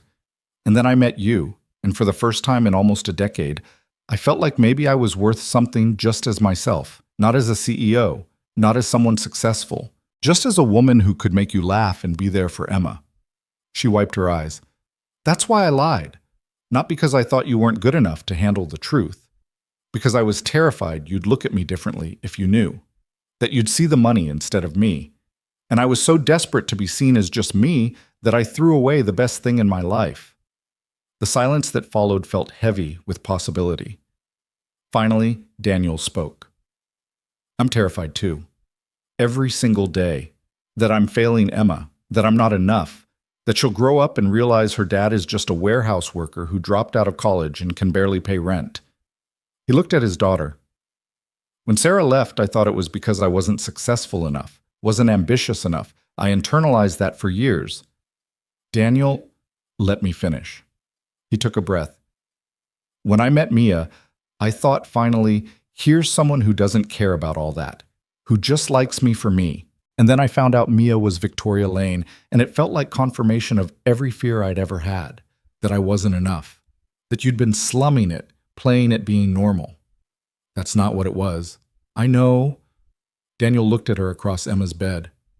"I know that now. Or I'm starting to understand it anyway. You weren't slumming it. You were looking for the same thing I was. Someone who could see past the surface to the person underneath. Victoria felt something crack open in her chest. I'm so sorry I did it by lying. I'm sorry I didn't give you a chance to explain. I was so hurt and angry that I just shut down. He reached across Emma's bed, and Victoria met him halfway, their hands clasping over their daughter. Not his daughter, theirs, at least for this moment. We're a mess, Victoria said, laughing and crying at the same time. Yeah, we are. Daniel squeezed her hand. But maybe we can figure it out. After Emma wakes up. If she wakes up. When she wakes up, Victoria corrected firmly. As if summoned by their combined hope, one of Emma's monitors beeped differently. Then another. Victoria and Daniel both looked down to see Emma's eyes moving beneath her closed lids. Emma? Daniel leaned closer. Sweetheart, can you hear me? Emma's eyes fluttered open, unfocused and confused. Dad? Daniel made a sound between a laugh and a sob. Yeah, sweetheart, I'm right here. Emma's gaze shifted, finding Victoria. Mia? Victoria's heart clenched. I'm here too. Where am I? Emma's voice was small and scared. You're in the hospital. You got really sick, but you're going to be okay now. Daniel was crying openly, not bothering to hide it. You're going to be okay. Emma tried to lift her hand, and Victoria caught it gently. Does your head hurt? A little bit. Am I dying? No, baby, no. Daniel stroked her hair. You had surgery, but you're going to be fine. The doctors fixed everything. Emma looked between them, her young face trying to process complex information. You're both here. Together. Victoria and Daniel exchanged a glance over her head. Yeah, Daniel said. We're both here. Are you still fighting? The question cut through everything, all the anger and hurt and complicated adult emotions. Emma, even sick and scared, was worried about them. We're working on it, Victoria said honestly. But right now we're just really happy you're awake. Emma seemed to accept this. Her eyes were already starting to close again, exhaustion pulling her back under. Don't leave. We won't, Daniel promised. We'll be right here when you wake up again. Both of you? Victoria looked at Daniel, asking permission with her eyes. He nodded slightly. Both of us, Victoria confirmed. Emma smiled faintly and drifted back to sleep, her hand still holding Victoria's. The nurse who'd been monitoring from the doorway came in to check Emma's vitals, her expression relieved. This is excellent news. The fact that she woke up, recognized you both, could communicate that's a very positive sign. What happens now? Daniel asked. We'll keep monitoring her closely. The doctor will want to run some tests when she's more alert, check for any cognitive or motor impairments. But this is the best possible outcome we could have hoped for at this stage. After the nurse left, Daniel and Victoria sat back down, neither letting go of Emma's hands. Thank you for staying, Daniel said quietly. Thank you for letting me. I meant what I said earlier, about figuring this out. I don't know what that looks like yet. I don't know if I can trust you again. I understand. But I want to try. He met her eyes. Emma loves you, I can see that. And you love her.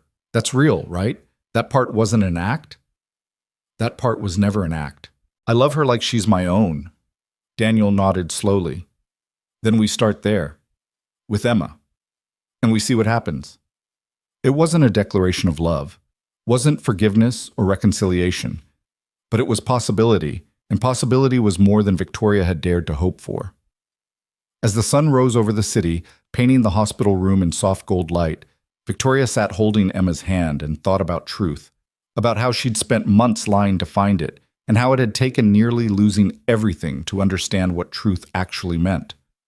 Truth wasn't about credentials or bank accounts. It was about showing up when it mattered. It was about sitting in uncomfortable hospital chairs all night because someone needed you there. It was about admitting you were terrified and imperfect and desperately trying your best. Truth was this moment, a broken family held together by hope and love and the fragile promise of second chances. Emma stirred again, her eyes opening more easily this time. Dad? Right here, sweetheart. I'm thirsty. Daniel laughed, relief flooding his face. That's my girl. Always practical. He pressed the call button for the nurse. Emma looked at Victoria. You stayed all night? I did.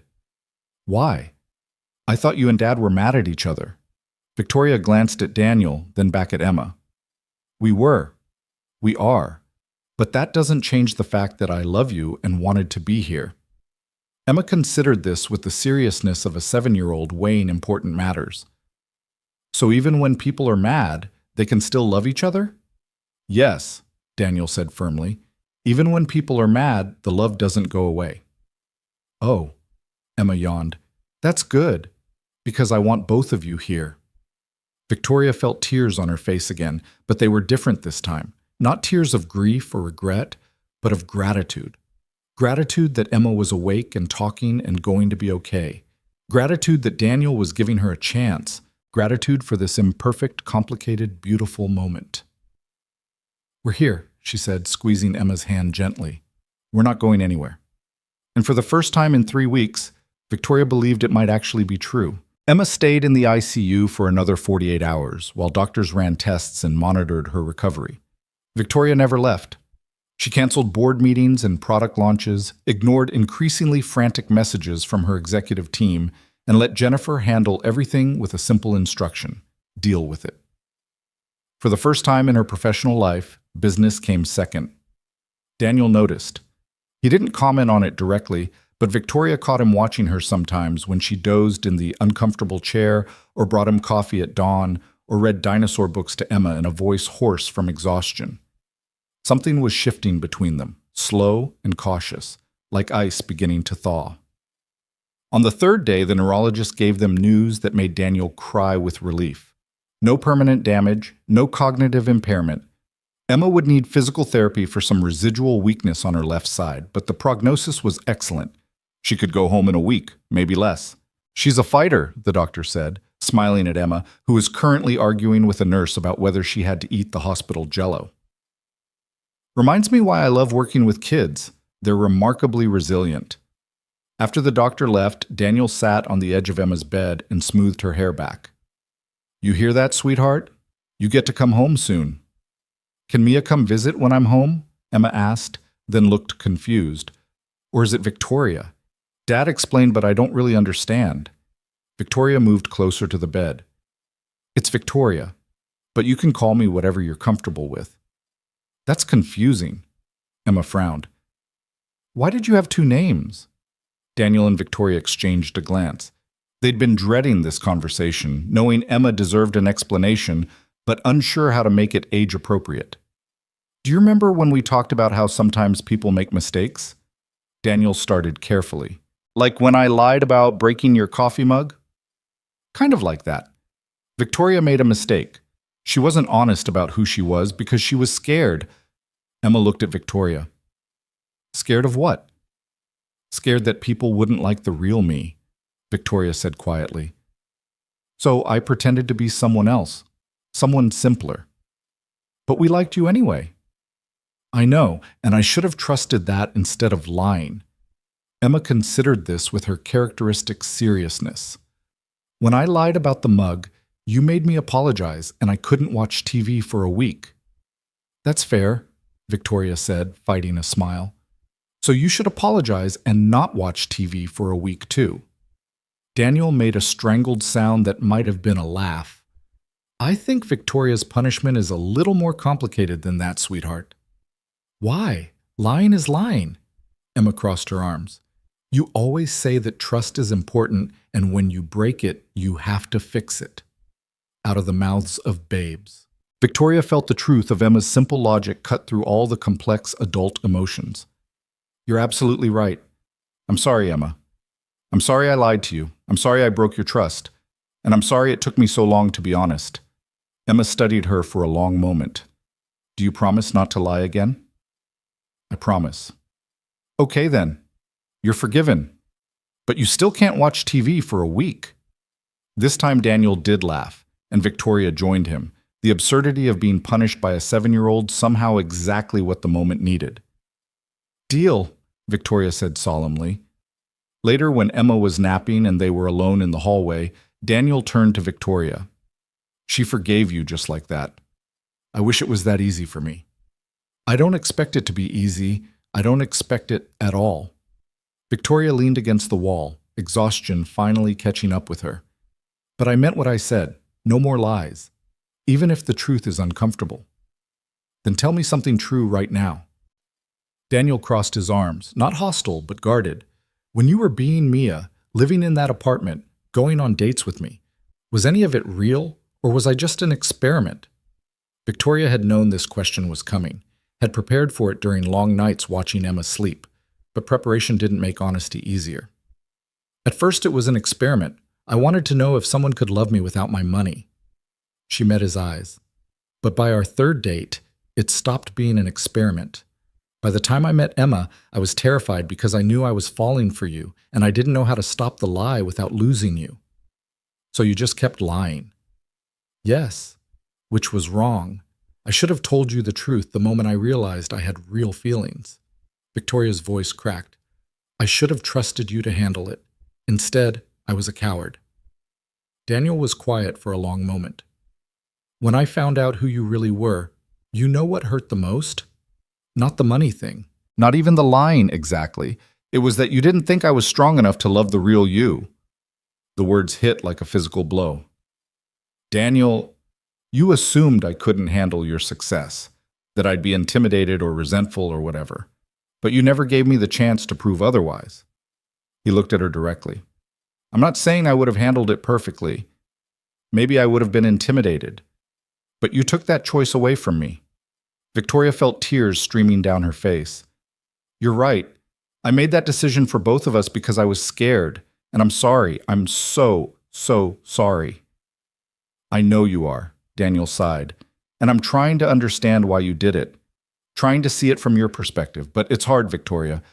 Trust doesn't just come back because you apologize. I know, but I'm willing to try. For Emma, and for... He stopped, shook his head. I don't know. Maybe for us too. If there's an us to salvage. Victoria wanted to reach for him, to close the distance between them, but she held back. What does trying look like? Honestly? I have no idea. We start with Emma, make sure she's okay, get her through recovery, and then maybe we figure out if we can be in the same room without all this hurt between us. He ran a hand through his hair. I'm not promising anything. I'm just saying I'm willing to see what happens. That's more than I deserve. Probably, Daniel agreed, but there was the faintest hint of warmth in his voice. But Emma loves you, and I can't ignore that. She needs people in her life who love her, and you clearly do. More than anything. Then we start there. Over the next few days, they fell into a rhythm. Victoria arrived at the hospital early each morning with coffee for Daniel and herself, breakfast from a diner that Emma liked. They'd spend the day with Emma, helping her through physical therapy, reading to her, watching terrible hospital TV. Daniel went home at night to sleep in his own bed, and Victoria stayed, keeping watch. It was Jennifer who finally confronted her about it. You've been at that hospital for 6 days straight, she said during one of their brief phone check-ins. Your executive team is losing their minds. The board wants to know if you're having a breakdown, and Marcus from accounting started a rumor that you've been kidnapped. Victoria almost smiled. Tell them I'm fine. Tell them to handle things. They are handling things, but they need you to make some decisions. The Australia deal closes next week, and you're the only one who can sign off on the final terms. Send the paperwork to the hospital. I'll review it. Victoria, I mean it, Jen. I'm not leaving until Emma goes home. Jennifer sighed. You really love this kid, don't you? Yeah, I really do. And her dad? Victoria looked through the window of Emma's room, where Daniel was currently losing a card game to his 7-year-old. I'm trying not to think about that right now. Well, think about this. You can't put your entire life on hold indefinitely. At some point, you need to figure out how to balance both worlds. I know. Victoria pressed her forehead against the cool glass. I just don't know how yet. The moment of reckoning came on Emma's 7th day in the hospital. The doctors cleared her for discharge, and suddenly there were logistics to figure out. Emma would need home physical therapy 3 times a week. Someone would need to be with her constantly for at least the first month. Daniel would have to take time off work, which meant no paycheck, which meant bills piling up. Victoria watched him try to navigate these realities during a phone call with his warehouse manager, explaining why he needed 2 weeks of unpaid leave, maybe more. She saw the stress in his shoulders, the way his jaw tightened when his manager said they couldn't hold his position indefinitely. After he hung up, Daniel sat down heavily in the chair beside Emma's bed. Emma was sleeping, exhausted from her physical therapy session. "They're going to replace me," he said quietly. "If I'm not back in 3 weeks, they'll hire someone else." Victoria's first instinct was to fix it, call the warehouse owner, offer to compensate them for Daniel's absence, maybe buy the whole damn warehouse. But she caught herself. That was Victoria Lane, CEO, solving problems with money and power. That wasn't what Daniel needed right now. "What are you going to do?" she asked instead. "I don't know. Emma needs me home, but we need my paycheck." He looked at his daughter. "I have some savings, but it won't last long. And her medical bills." He stopped, overwhelmed. "The medical bills are covered," Victoria said before she could stop herself. Daniel's head snapped toward her. "What?" "I paid them. The day after her surgery. I called the billing department and covered everything." "You had no right to do that." "I know, but I couldn't just watch you drown in debt when I could help." Daniel stood up, anger flashing across his face. "This is exactly what I was afraid of. You swooping in with your money, trying to fix everything, making me feel like a charity case. That's not what this is it? Poor Daniel and his sick daughter better write a check and solve all their problems." His voice was rising. "I don't need you to rescue me, Victoria. I'm not trying to rescue you. I'm trying to help." Help would have been asking me first, respecting my autonomy enough to let me make my own decisions about my daughter's care. Victoria felt anger rising to match his. "So you'd rather be buried in medical debt out of pride?" "It's not about pride, it's about—" Daniel stopped, took a breath. "It's about you making decisions for me again, just like you decided I couldn't handle knowing who you really were. You keep deciding what I can and can't handle without asking me." The truth of his words landed hard. Victoria sat down, feeling the fight drain out of her. "You're right. I did it again." "Yeah, you did. When I think about you struggling, I want to fix it. I have the resources, and it seems cruel not to use them." "But you don't get to decide that for me." Daniel's voice was calmer now, but firm. "If we're going to figure this out, whatever this is, you need to talk to me. Not make decisions and present them as done deals." Emma stirred in her bed, her eyes opening. "Why are you fighting again?" Daniel immediately moved to her side. "We're not fighting, sweetheart. We're just talking about grown-up stuff." "It sounds like fighting." Emma looked between them with worried eyes. "I don't like it when you fight." Victoria came to the other side of the bed. "I'm sorry, Emma. Your dad's right. I should have talked to him before I made a decision about something important." "What decision?" Daniel and Victoria exchanged a glance. "Victoria helped with your hospital bills," Daniel said carefully. Emma processed this. "Like when Mia from my class's mom helped us when you were sick last year and I stayed at her house?" "Kind of like that," Daniel admitted. "Oh, that was nice of her."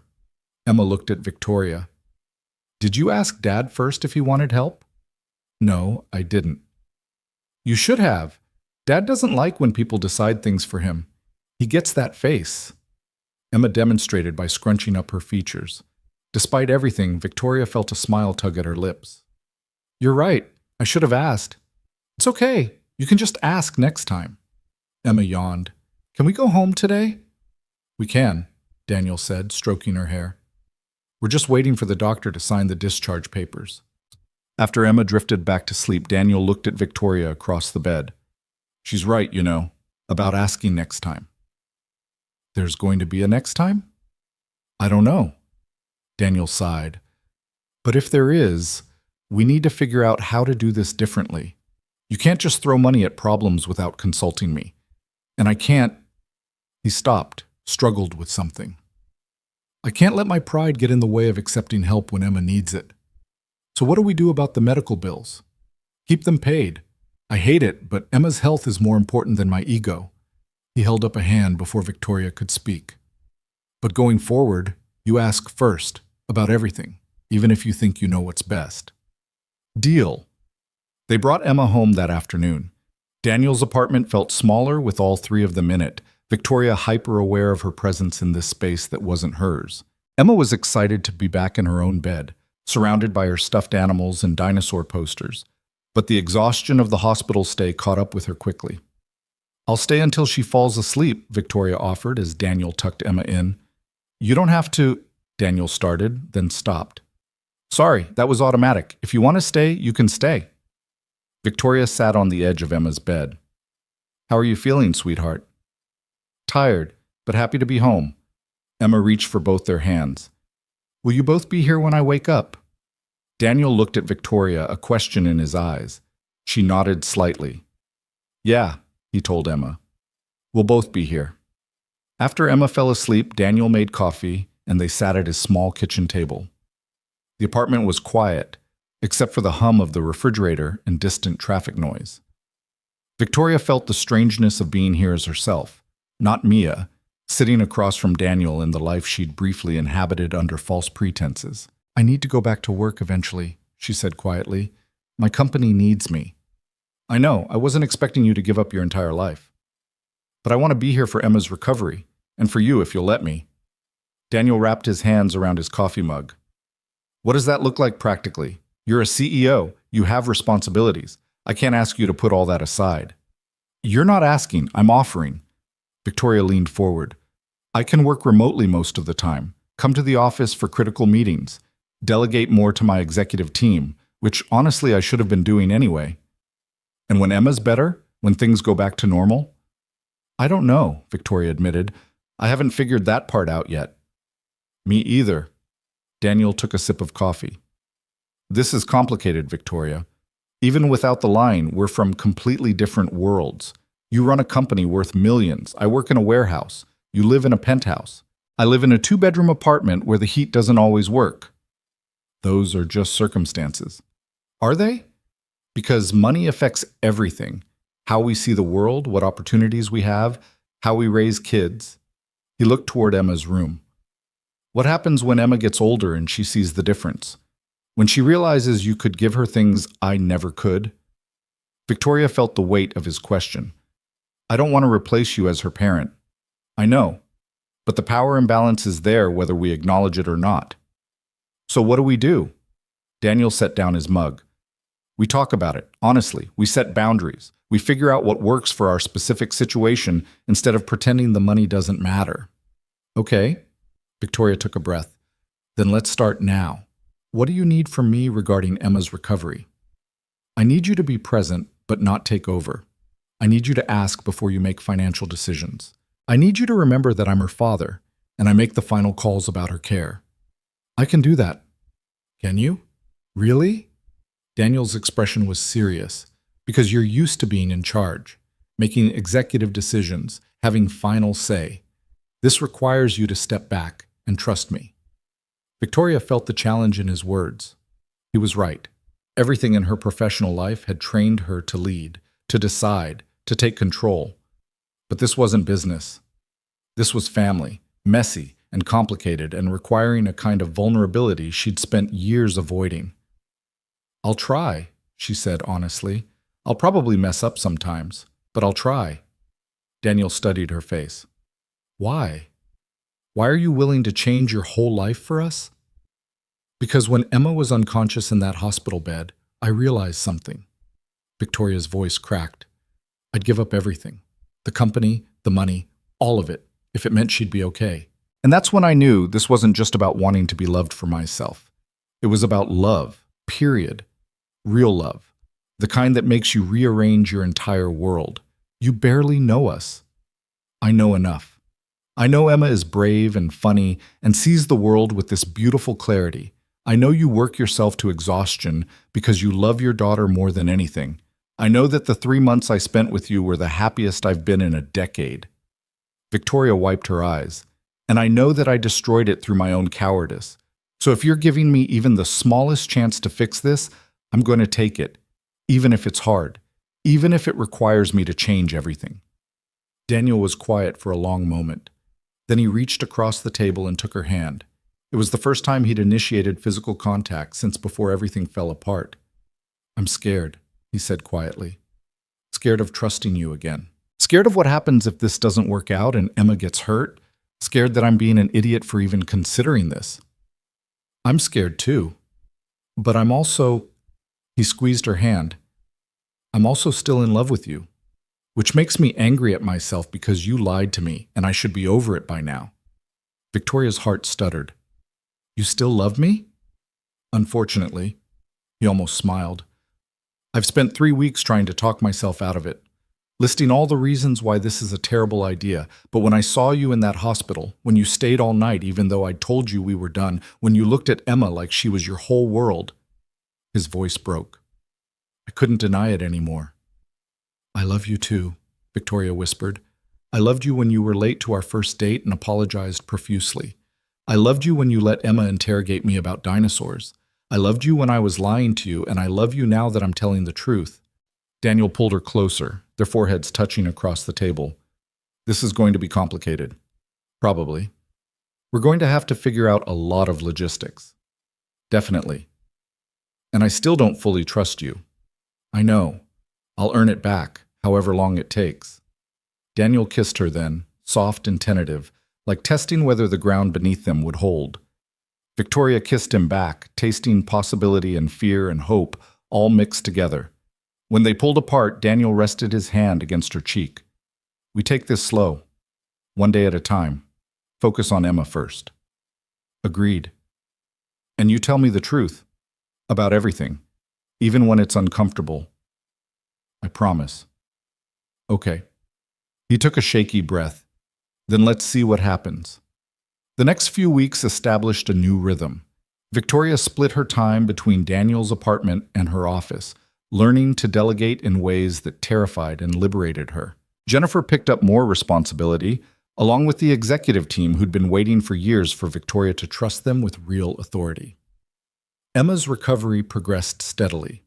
Physical therapy helped strengthen her left side, and within 3 weeks she was back to her normal 7-year-old energy level, bouncing around the apartment and demanding to return to school.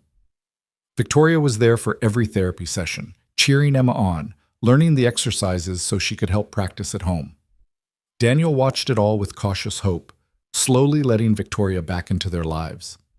They didn't rush into anything romantic, no sleepovers while Emma was awake, no public declarations, just dinner together most nights, movie watching after Emma went to bed, careful rebuilding of trust through small consistencies. But the outside world noticed.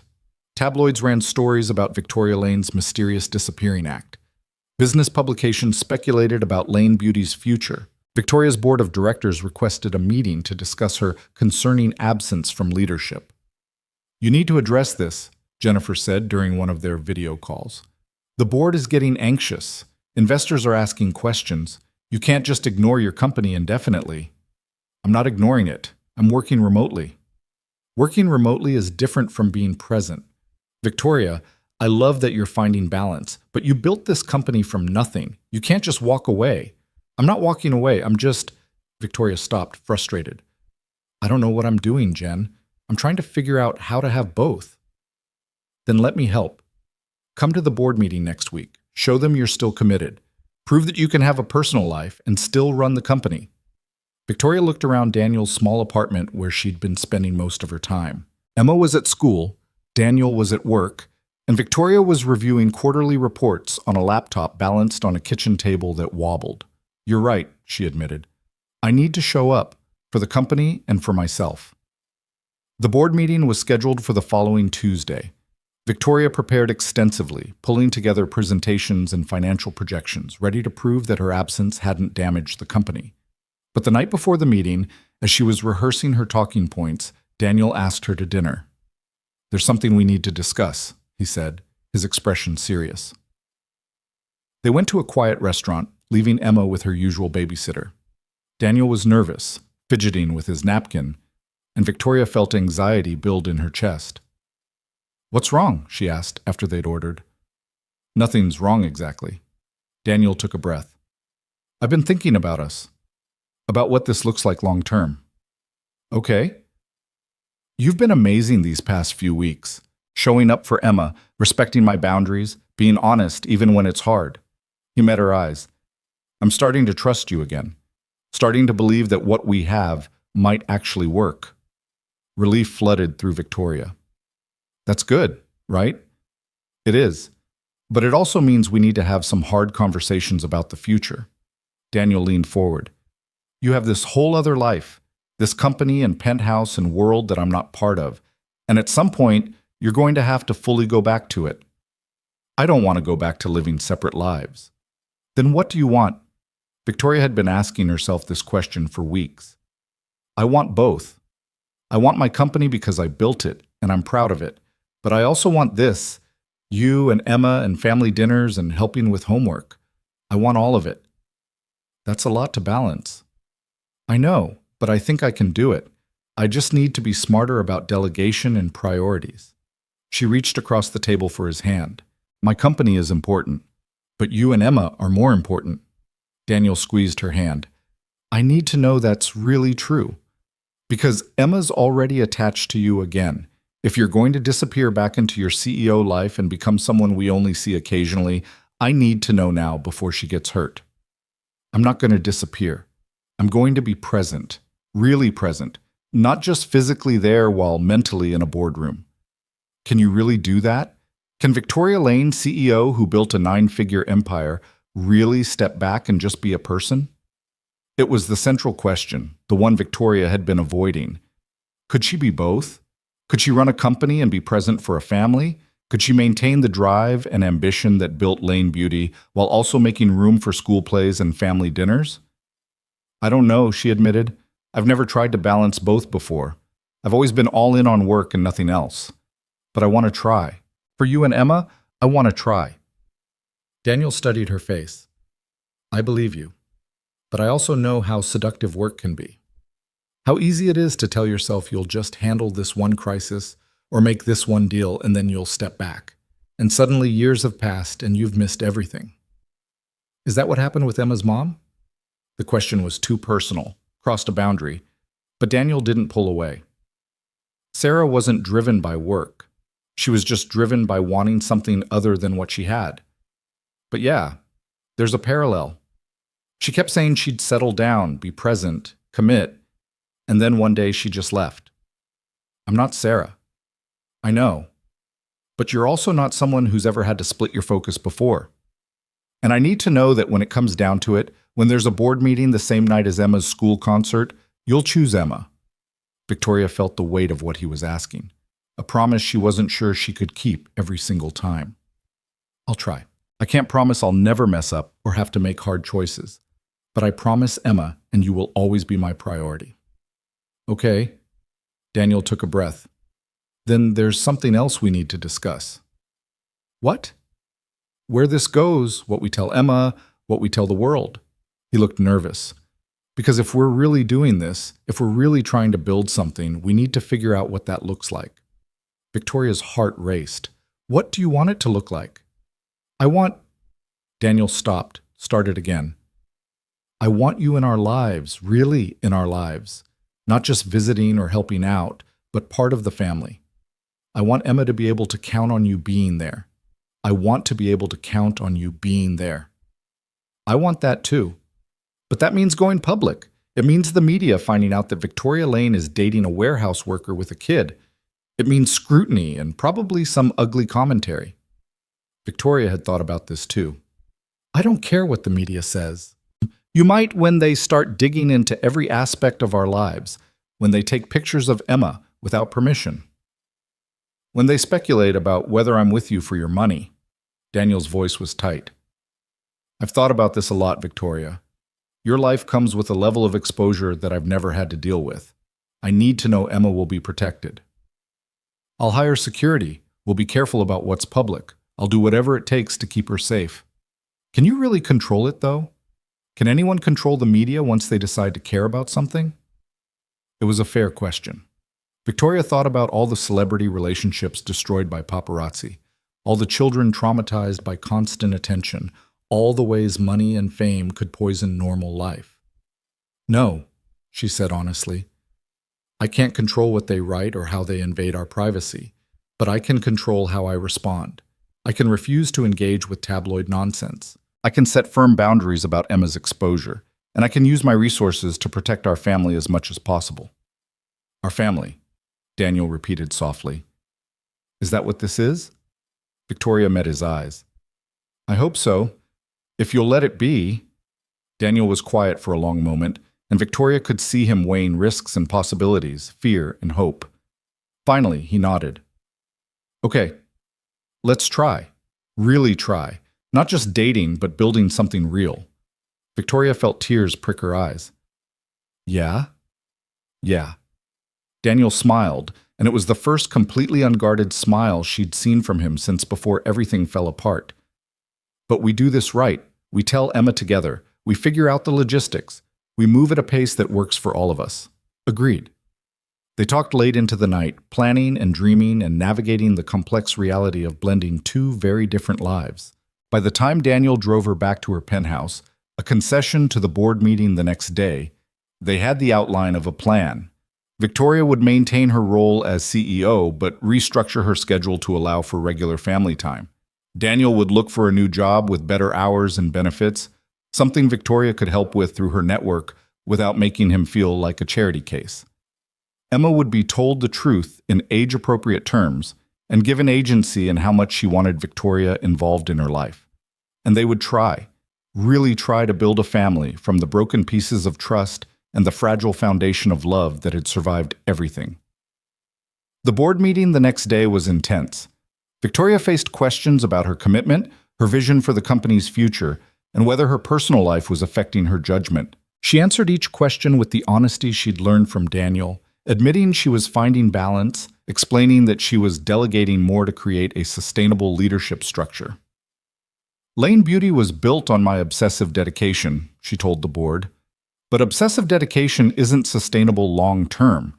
I'm building something better, a company that can thrive without requiring its CEO to sacrifice everything else in her life. The board was skeptical but couldn't argue with the numbers. Despite Victoria's reduced presence, Lane Beauty was performing well, even exceeding projections in some areas. Her executive team had stepped up beautifully, proving they were capable of more responsibility. After the meeting, Jennifer caught up with Victoria in the hallway. That went better than expected. They're still worried. Of course they are. Change is scary, but you made a good case. Jennifer smiled. And I'm proud of you for what it's worth, for trying to have both instead of sacrificing yourself for the company. I learned from the best. Victoria hugged her friend. Thank you for covering for me these past weeks. Thank you for finally trusting me to cover for you. Jennifer pulled back. So what's next? Next, I go pick up Emma from school and help her with homework. Then Daniel and I are telling her that we're trying to be a real family. How do you think she'll react? Victoria thought about Emma's 7-year-old wisdom, her ability to cut through complexity to simple truths. Honestly, she'll probably just ask if this means she gets 2 bedrooms. Jennifer laughed. Smart kid. Victoria left the office early, something she'd never done before without guilt. She picked up Emma from school, delighting in the child's excited chatter about her day. They went back to Daniel's apartment where he was already home, having taken the afternoon off for this conversation. Emma sensed something was up immediately. Why are you both here and looking serious? Did someone die? No one died, Daniel assured her. We just want to talk to you about something important. They sat on the couch, Emma between them, and Daniel started. You know how Victoria's been spending a lot of time with us lately? Yeah, it's nice. I like having her here. We like having her here too, Daniel continued, and we've been talking about making it more official, like Victoria being a real part of our family. Emma's eyes went wide. Like you're getting married? Not yet, Victoria said quickly. We're just starting with dating officially, being a couple. But we wanted to know how you feel about that. Emma looked between them, processing. So Victoria would be like my stepmom? Potentially, someday, if that's something you'd be comfortable with. Emma was quiet for a moment, her face serious. Then she said, Does this mean I have to call her mom? No, Daniel and Victoria said simultaneously. You can call me Victoria, or Vic if you want, or we can figure out something else together. Victoria took Emma's hand. This is about adding to your family, not replacing anyone. My real mom left because she didn't want to be a mom anymore, Emma said matter-of-factly. Are you going to leave too? The question cut straight to Victoria's heart. No, sweetheart, I'm not going to leave. But you left before, when you and Dad were fighting. Victoria felt Daniel tense beside her. This was the test, the moment where they had to be honest about past failures while building hope for the future. "You're right," Victoria said. "I did leave. Actually, your dad asked me to leave because I had hurt him by lying, and that was the right thing for him to do at the time. But you came back." "I did, because I love you and your dad too much to stay away." Emma considered this. "Dad says love isn't just a feeling, it's a choice you make every day." "Your dad is very smart. So are you going to choose to love us every day, even when it's hard?" Victoria felt tears on her face. "Yes, every single day, I promise." Emma turned to Daniel. "Do you believe her?" Daniel met Victoria's eyes over his daughter's head. "I'm learning to, and I think she means it." "Okay then," Emma nodded decisively. "I think it's a good idea, but I have some rules." "Rules?" Daniel tried not to smile. "Yes. First, we still have family movie night every Friday. Second, Victoria has to come to my school stuff if she can. Third, I get to help decide where we live if we all move in together someday.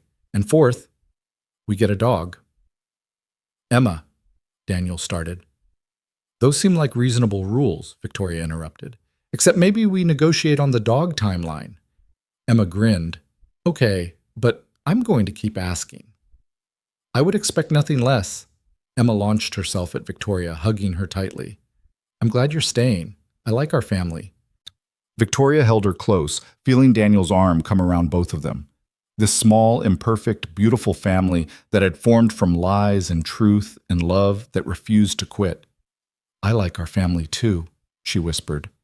And for the first time since this entire complicated journey began, Victoria felt like she was exactly where she belonged.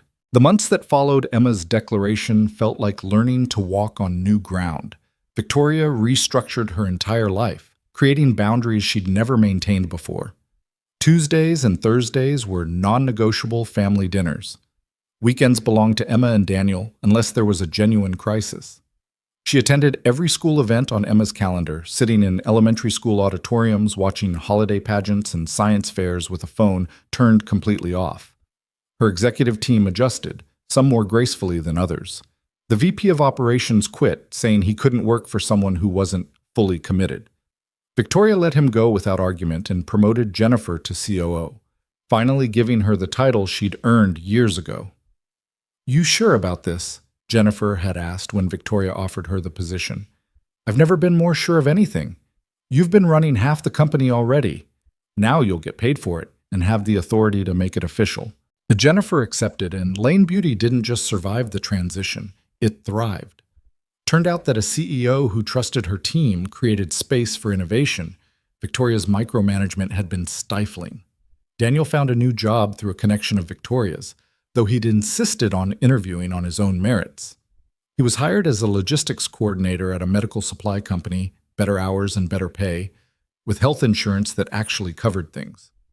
He'd been suspicious at first, certain Victoria had bought his position, until his new boss told him they'd been trying to poach him from the warehouse for 6 months. "Apparently I'm good at my job," Daniel told Victoria that night, sounding surprised.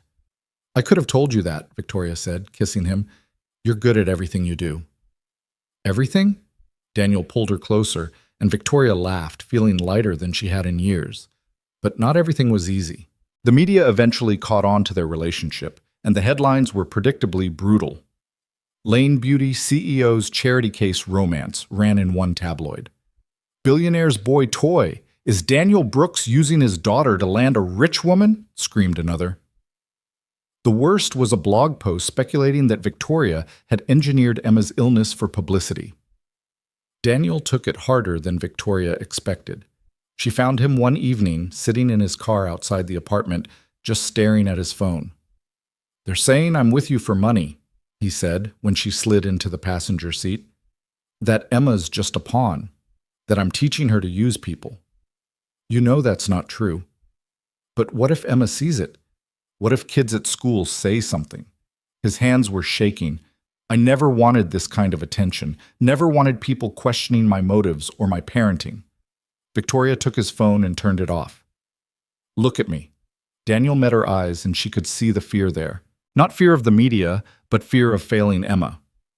Fear of his daughter growing up thinking love was transactional. Emma knows who you are, Victoria said firmly. She knows you work 2 jobs to keep her fed. She knows you read to her every night even when you're exhausted. She knows you stayed when her mother left. Some stranger writing garbage on the internet doesn't change any of that. What if it's not just strangers? What if people we know start believing it? Then they're not people worth knowing. Victoria cupped his face. I know this is hard. I know you never asked for this circus.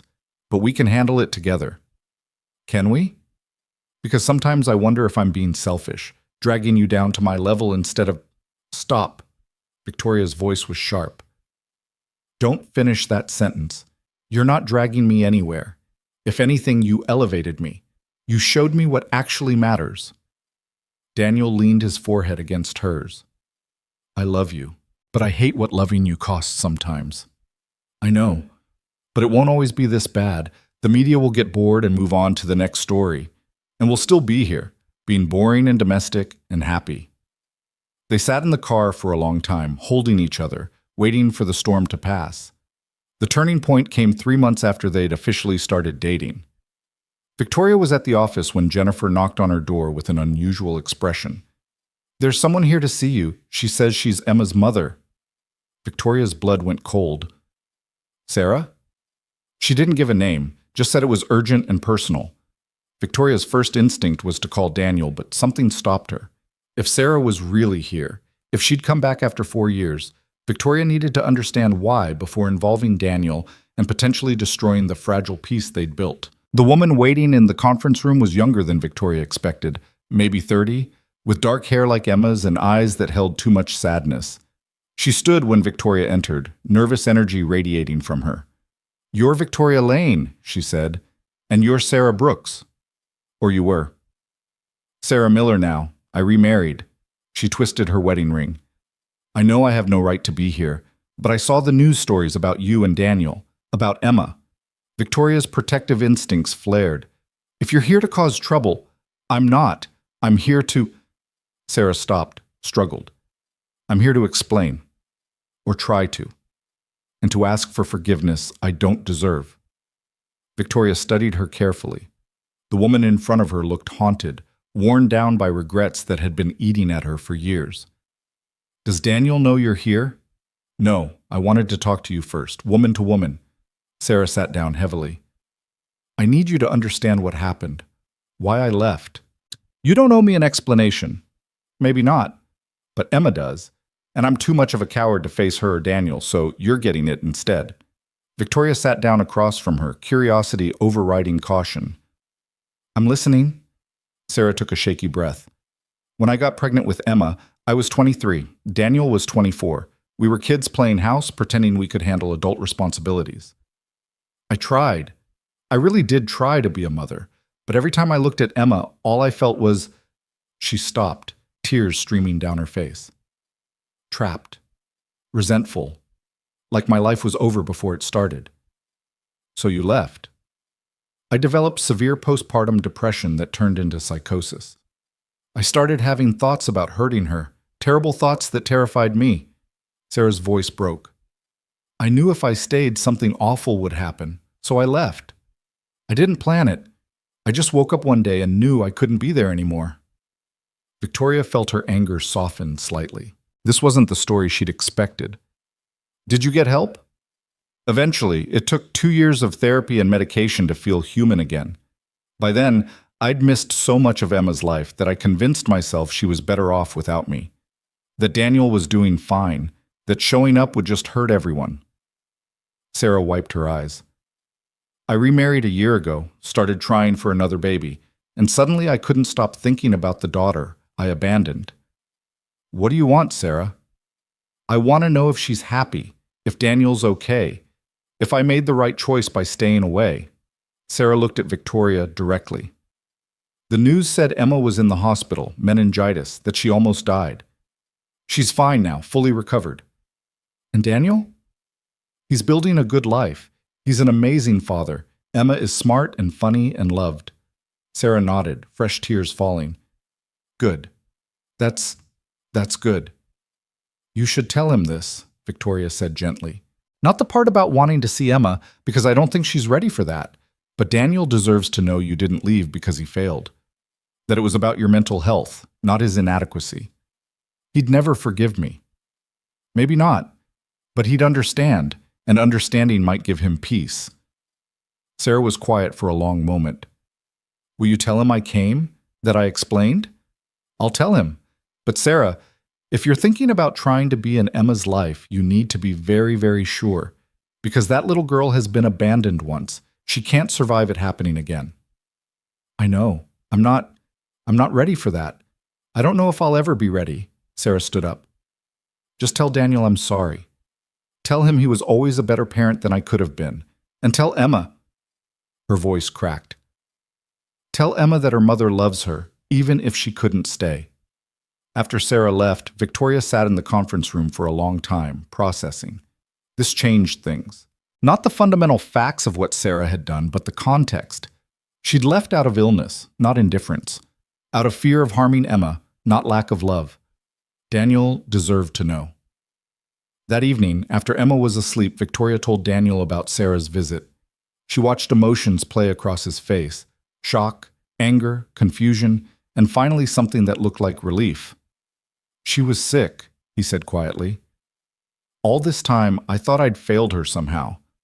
That if I'd been a better partner, more successful, more something, she would have stayed. It was never about you. But I blame myself anyway. Daniel sat down heavily on the couch. I spent 4 years thinking I wasn't enough, that Emma wasn't enough. Victoria sat beside him. You were always enough, more than enough. Does this change anything? Does knowing she was sick make what she did less terrible? I don't know, does it? Daniel thought about it. It makes it more understandable. Doesn't make it hurt less, but I can see why she thought leaving was the only option. He looked at Victoria. Would you tell her if you were struggling that badly? Would you trust me enough to ask for help? I'd like to think so, but honestly, I don't know. I spent months lying to you because I was scared. Who's to say I wouldn't make similar choices if I was in crisis? The difference is you came back. You fought for us. Sarah just disappeared. She was sick, Daniel. Mentally ill people don't always make rational choices. I know. He rubbed his face. I'm not saying I forgive her. I'm not sure I can. But maybe I can stop hating her.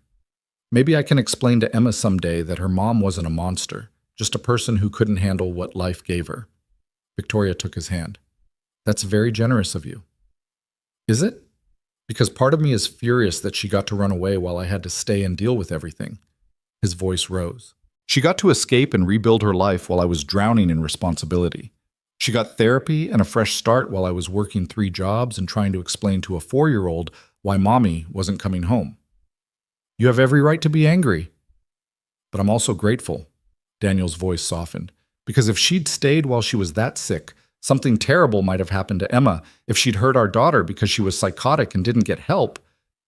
He couldn't finish the sentence. Victoria pulled him close. She made the best choice she could at the time.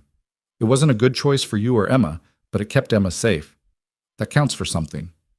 They sat together in the quiet apartment, processing this new information, letting it reshape old narratives. Sarah wasn't evil. Daniel wasn't a failure. Emma wasn't unwanted. They were all just people trying to survive circumstances that had been too big to handle. Do we tell Emma? Daniel asked eventually. Not yet.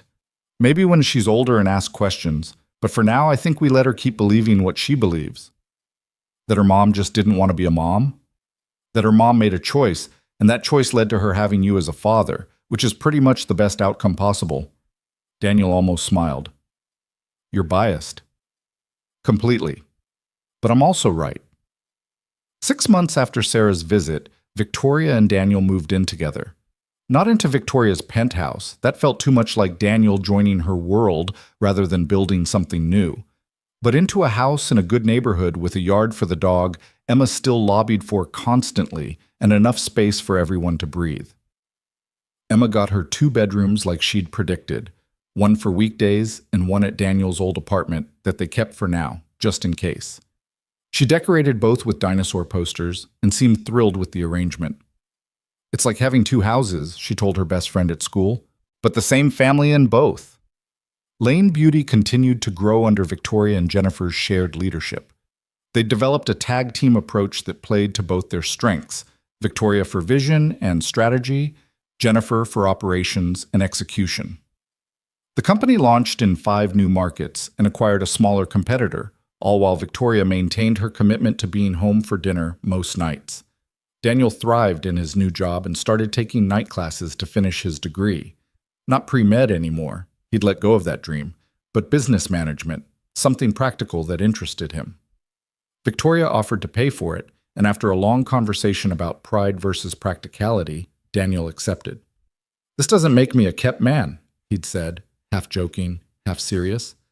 "No, it makes you someone whose partner has resources and wants to invest in your future, just like you invest emotional labor in helping me decompress after hard days."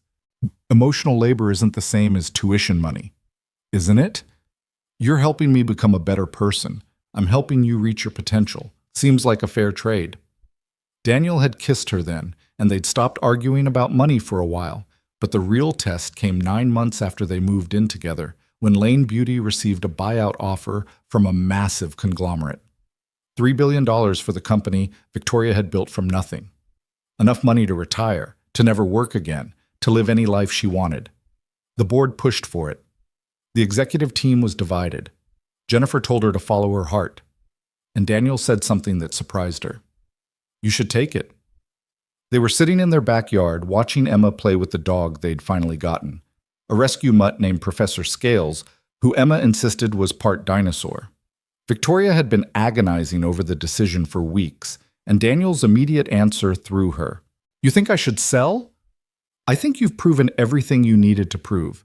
You built an empire, you changed an industry. You don't have anything left to prove to anyone. But it's my company, my legacy. Your legacy is going to be a lot more than a company, Victoria." Daniel gestured to Emma, who was teaching Professor Scales to play dead. "That's your legacy, the life you're building here, the foundation you're creating for single parents like I was, the way you're changing what success looks like for female CEOs. Victoria felt tears prick her eyes. "I don't know how to not be Victoria Lane, CEO." "Then figure out who Victoria Lane is without the title. Figure out what you want to build next." He took her hand. "You're allowed to want something different than you wanted at 26. You're allowed to evolve. What if I regret it? What if you regret not taking it? What if you look back in 20 years and realize you kept running a company out of obligation instead of passion?"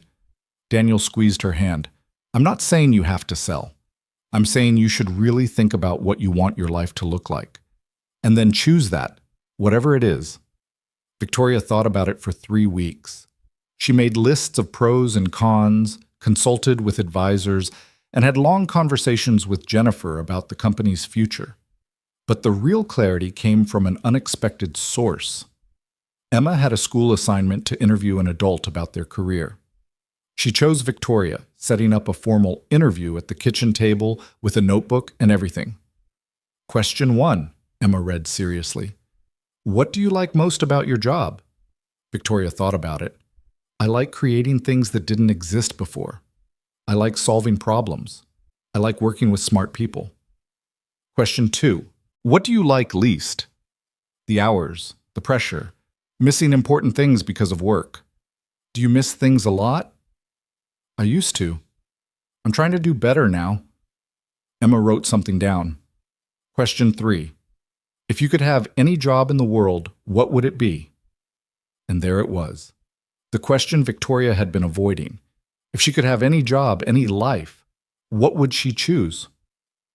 "I'd want to help people," she said slowly. "Specifically, I'd want to help single parents who are struggling like your dad was.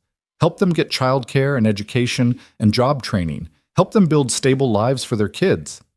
Emma looked up. "That sounds nice. Why don't you do that?" Out of the mouths of babes again. "You know what, Emma? Maybe I will." Victoria sold Lane Beauty for $3 billion. She kept a small stake in the company and a seat on the board, but operational control went to the acquiring company with Jennifer installed as CEO. The press called it shocking.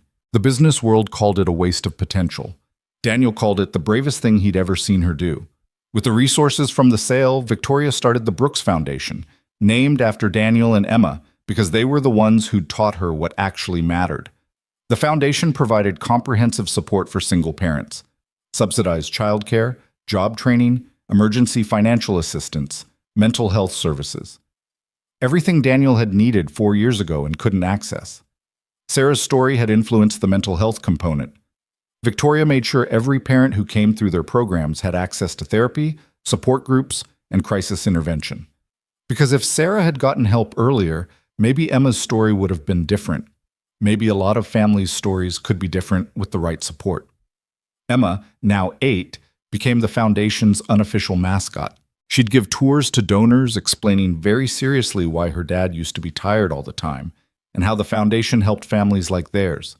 She was surprisingly effective at fundraising for someone who still believed dinosaurs should be in charge of everything. Daniel finished his degree and took a position at the foundation, running their job training programs. He was good at it, understanding what struggling parents needed because he'd been there. He treated every client with dignity, never pity, and built a reputation for actually listening instead of prescribing solutions. Victoria and Daniel got married on a Tuesday afternoon with just Emma and Jennifer present. No big wedding, no media circus, just a judge and simple vows in their backyard.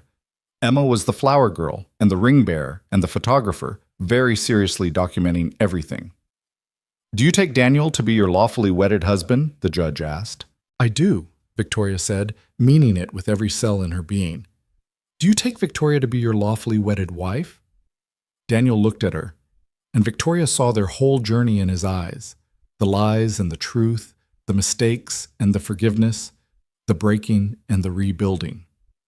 "I do," he said. They kissed while Emma cheered and Professor Scales barked and Jennifer cried happy tears. It wasn't the fairy tale Victoria had imagined as a girl, but it was better. It was real. That evening, after Emma was in bed, Victoria and Daniel sat on their back porch, wedding rings still feeling strange and new. "Any regrets?" Daniel asked. Victoria thought about the question seriously. Did she regret the lies that started everything? The months of pretending to be someone else? The pain she'd caused? "I regret how we started," she said honestly. "I regret not being brave enough to be myself from the beginning, but I don't regret where we ended up. Well, even though it was messy and complicated and almost didn't work, especially because of that, easy things don't teach you anything. We learned how to be honest, how to trust, how to build something real." She leaned against him. "We learned that love isn't about being perfect. It's about choosing each other even when things are hard." Daniel kissed the top of her head. "For someone who started this whole thing with a lie, you've gotten pretty good at telling the truth." "I had a good teacher." They sat in comfortable silence, watching the stars come out. Inside, Emma was asleep, surrounded by dinosaur posters and dreams of becoming a paleontologist. Professor Scales was curled up at the foot of her bed, standing guard. The Foundation's latest impact report sat on Victoria's desk, showing they'd helped 300 families in their first year. Daniel's degree hung on the wall, hard-won and precious. It was an ordinary evening in an ordinary life, and Victoria had never been happier. "I love you," she said. Not because the moment required it, but because it was true. "I love you too," Daniel replied. "Thank you for staying. Thank you for letting me." A year later, Victoria stood in front of a room full of single parents at a foundation event. Emma sat in the front row, now 9 and still obsessed with dinosaurs, but also developing opinions on social justice. Daniel was beside her, holding the hand of their newest family member, a baby boy they'd adopted 6 months ago, a child who needed a home as desperately as they'd needed him. "My name is Victoria Lane," she told the room. "Some of you might recognize me as the former CEO of Lane Beauty, but that's not why I'm here today. I'm here because 7 years ago, I was lonely and scared and convinced that no one could love the real me. So I lied. I created a fake identity, joined a dating app, and pretended to be someone I wasn't." The room was silent, listening. "I matched with a single father named Daniel Brooks. He was working 2 jobs to support his daughter. He was exhausted and broke and doing his absolute best. And I fell in love with him while lying about everything I was. Victoria paused, finding Daniel's eyes across the room. He smiled, encouraging. When he found out the truth, he told me to leave. I'd broken his trust, betrayed him in the deepest way possible. And I deserved that. But then his daughter got sick, and I showed up at the hospital anyway, because I'd learned that love isn't about deserving. It's about choosing to show up, even when it's hard. She took a breath. I'm telling you this story not because I'm proud of how it started. I'm telling you because I want you to understand that the Brooks Foundation comes from a place of deep personal experience. I know what it's like to be alone. Daniel knows what it's like to struggle as a single parent. We know what you need because we've lived it. Victoria gestured around the room. This foundation exists because one single father showed me that real love, real family, isn't about money or status or perfection. It's about showing up for each other. It's about building something honest, even if you start from a place of dishonesty. It's about believing that everyone deserves support, dignity, and a chance to build a good life. The applause started slowly, then built. Victoria saw tears on several faces, saw recognition and hope, and the beginning of trust. After the event, Emma tugged on her sleeve. That was a good speech, Mom. Mom. Emma had started calling her that 6 months ago, her choice entirely, made one evening over dinner when she'd simply said, Can I call you Mom? I know you're technically my stepmom, but you're here more than a step. You're like a whole staircase. Victoria had cried for an hour. Thanks, sweetheart. Did you understand all of it? Most of it. The part about lying was confusing, but Dad explained it. Emma looked up at her with those serious, dark eyes. He said you made a mistake, but you fixed it by telling the truth and staying even when it was hard. That's exactly right. And now we're a family. Now we're a family, Victoria confirmed. Emma nodded, satisfied, and ran off to show Daniel something she'd drawn. Victoria watched her go, this child who'd become hers, not through biology, but through choice and love, and showing up every single day. Daniel appeared beside her, their son sleeping against his shoulder.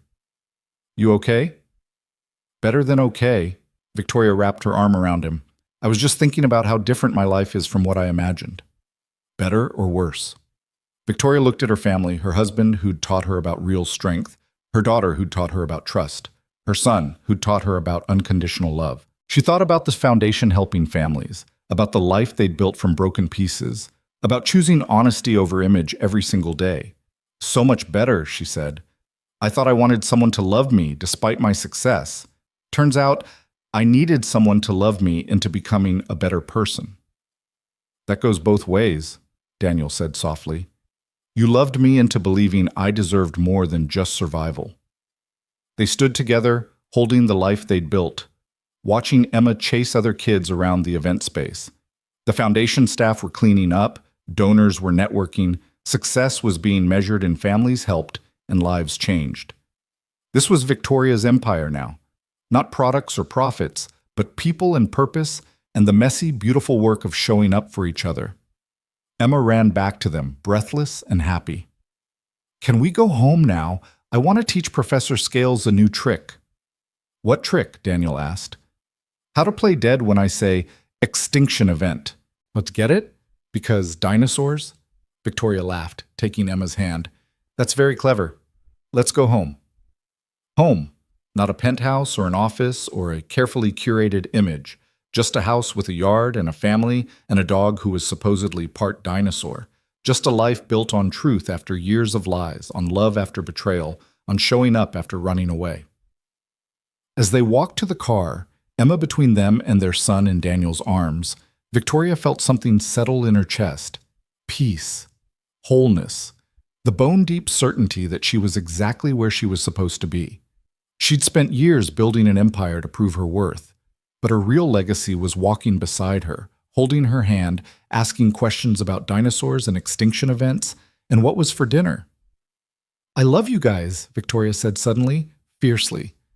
Emma squeezed her hand. We love you too, Mom. And in the end, that was the only truth that mattered.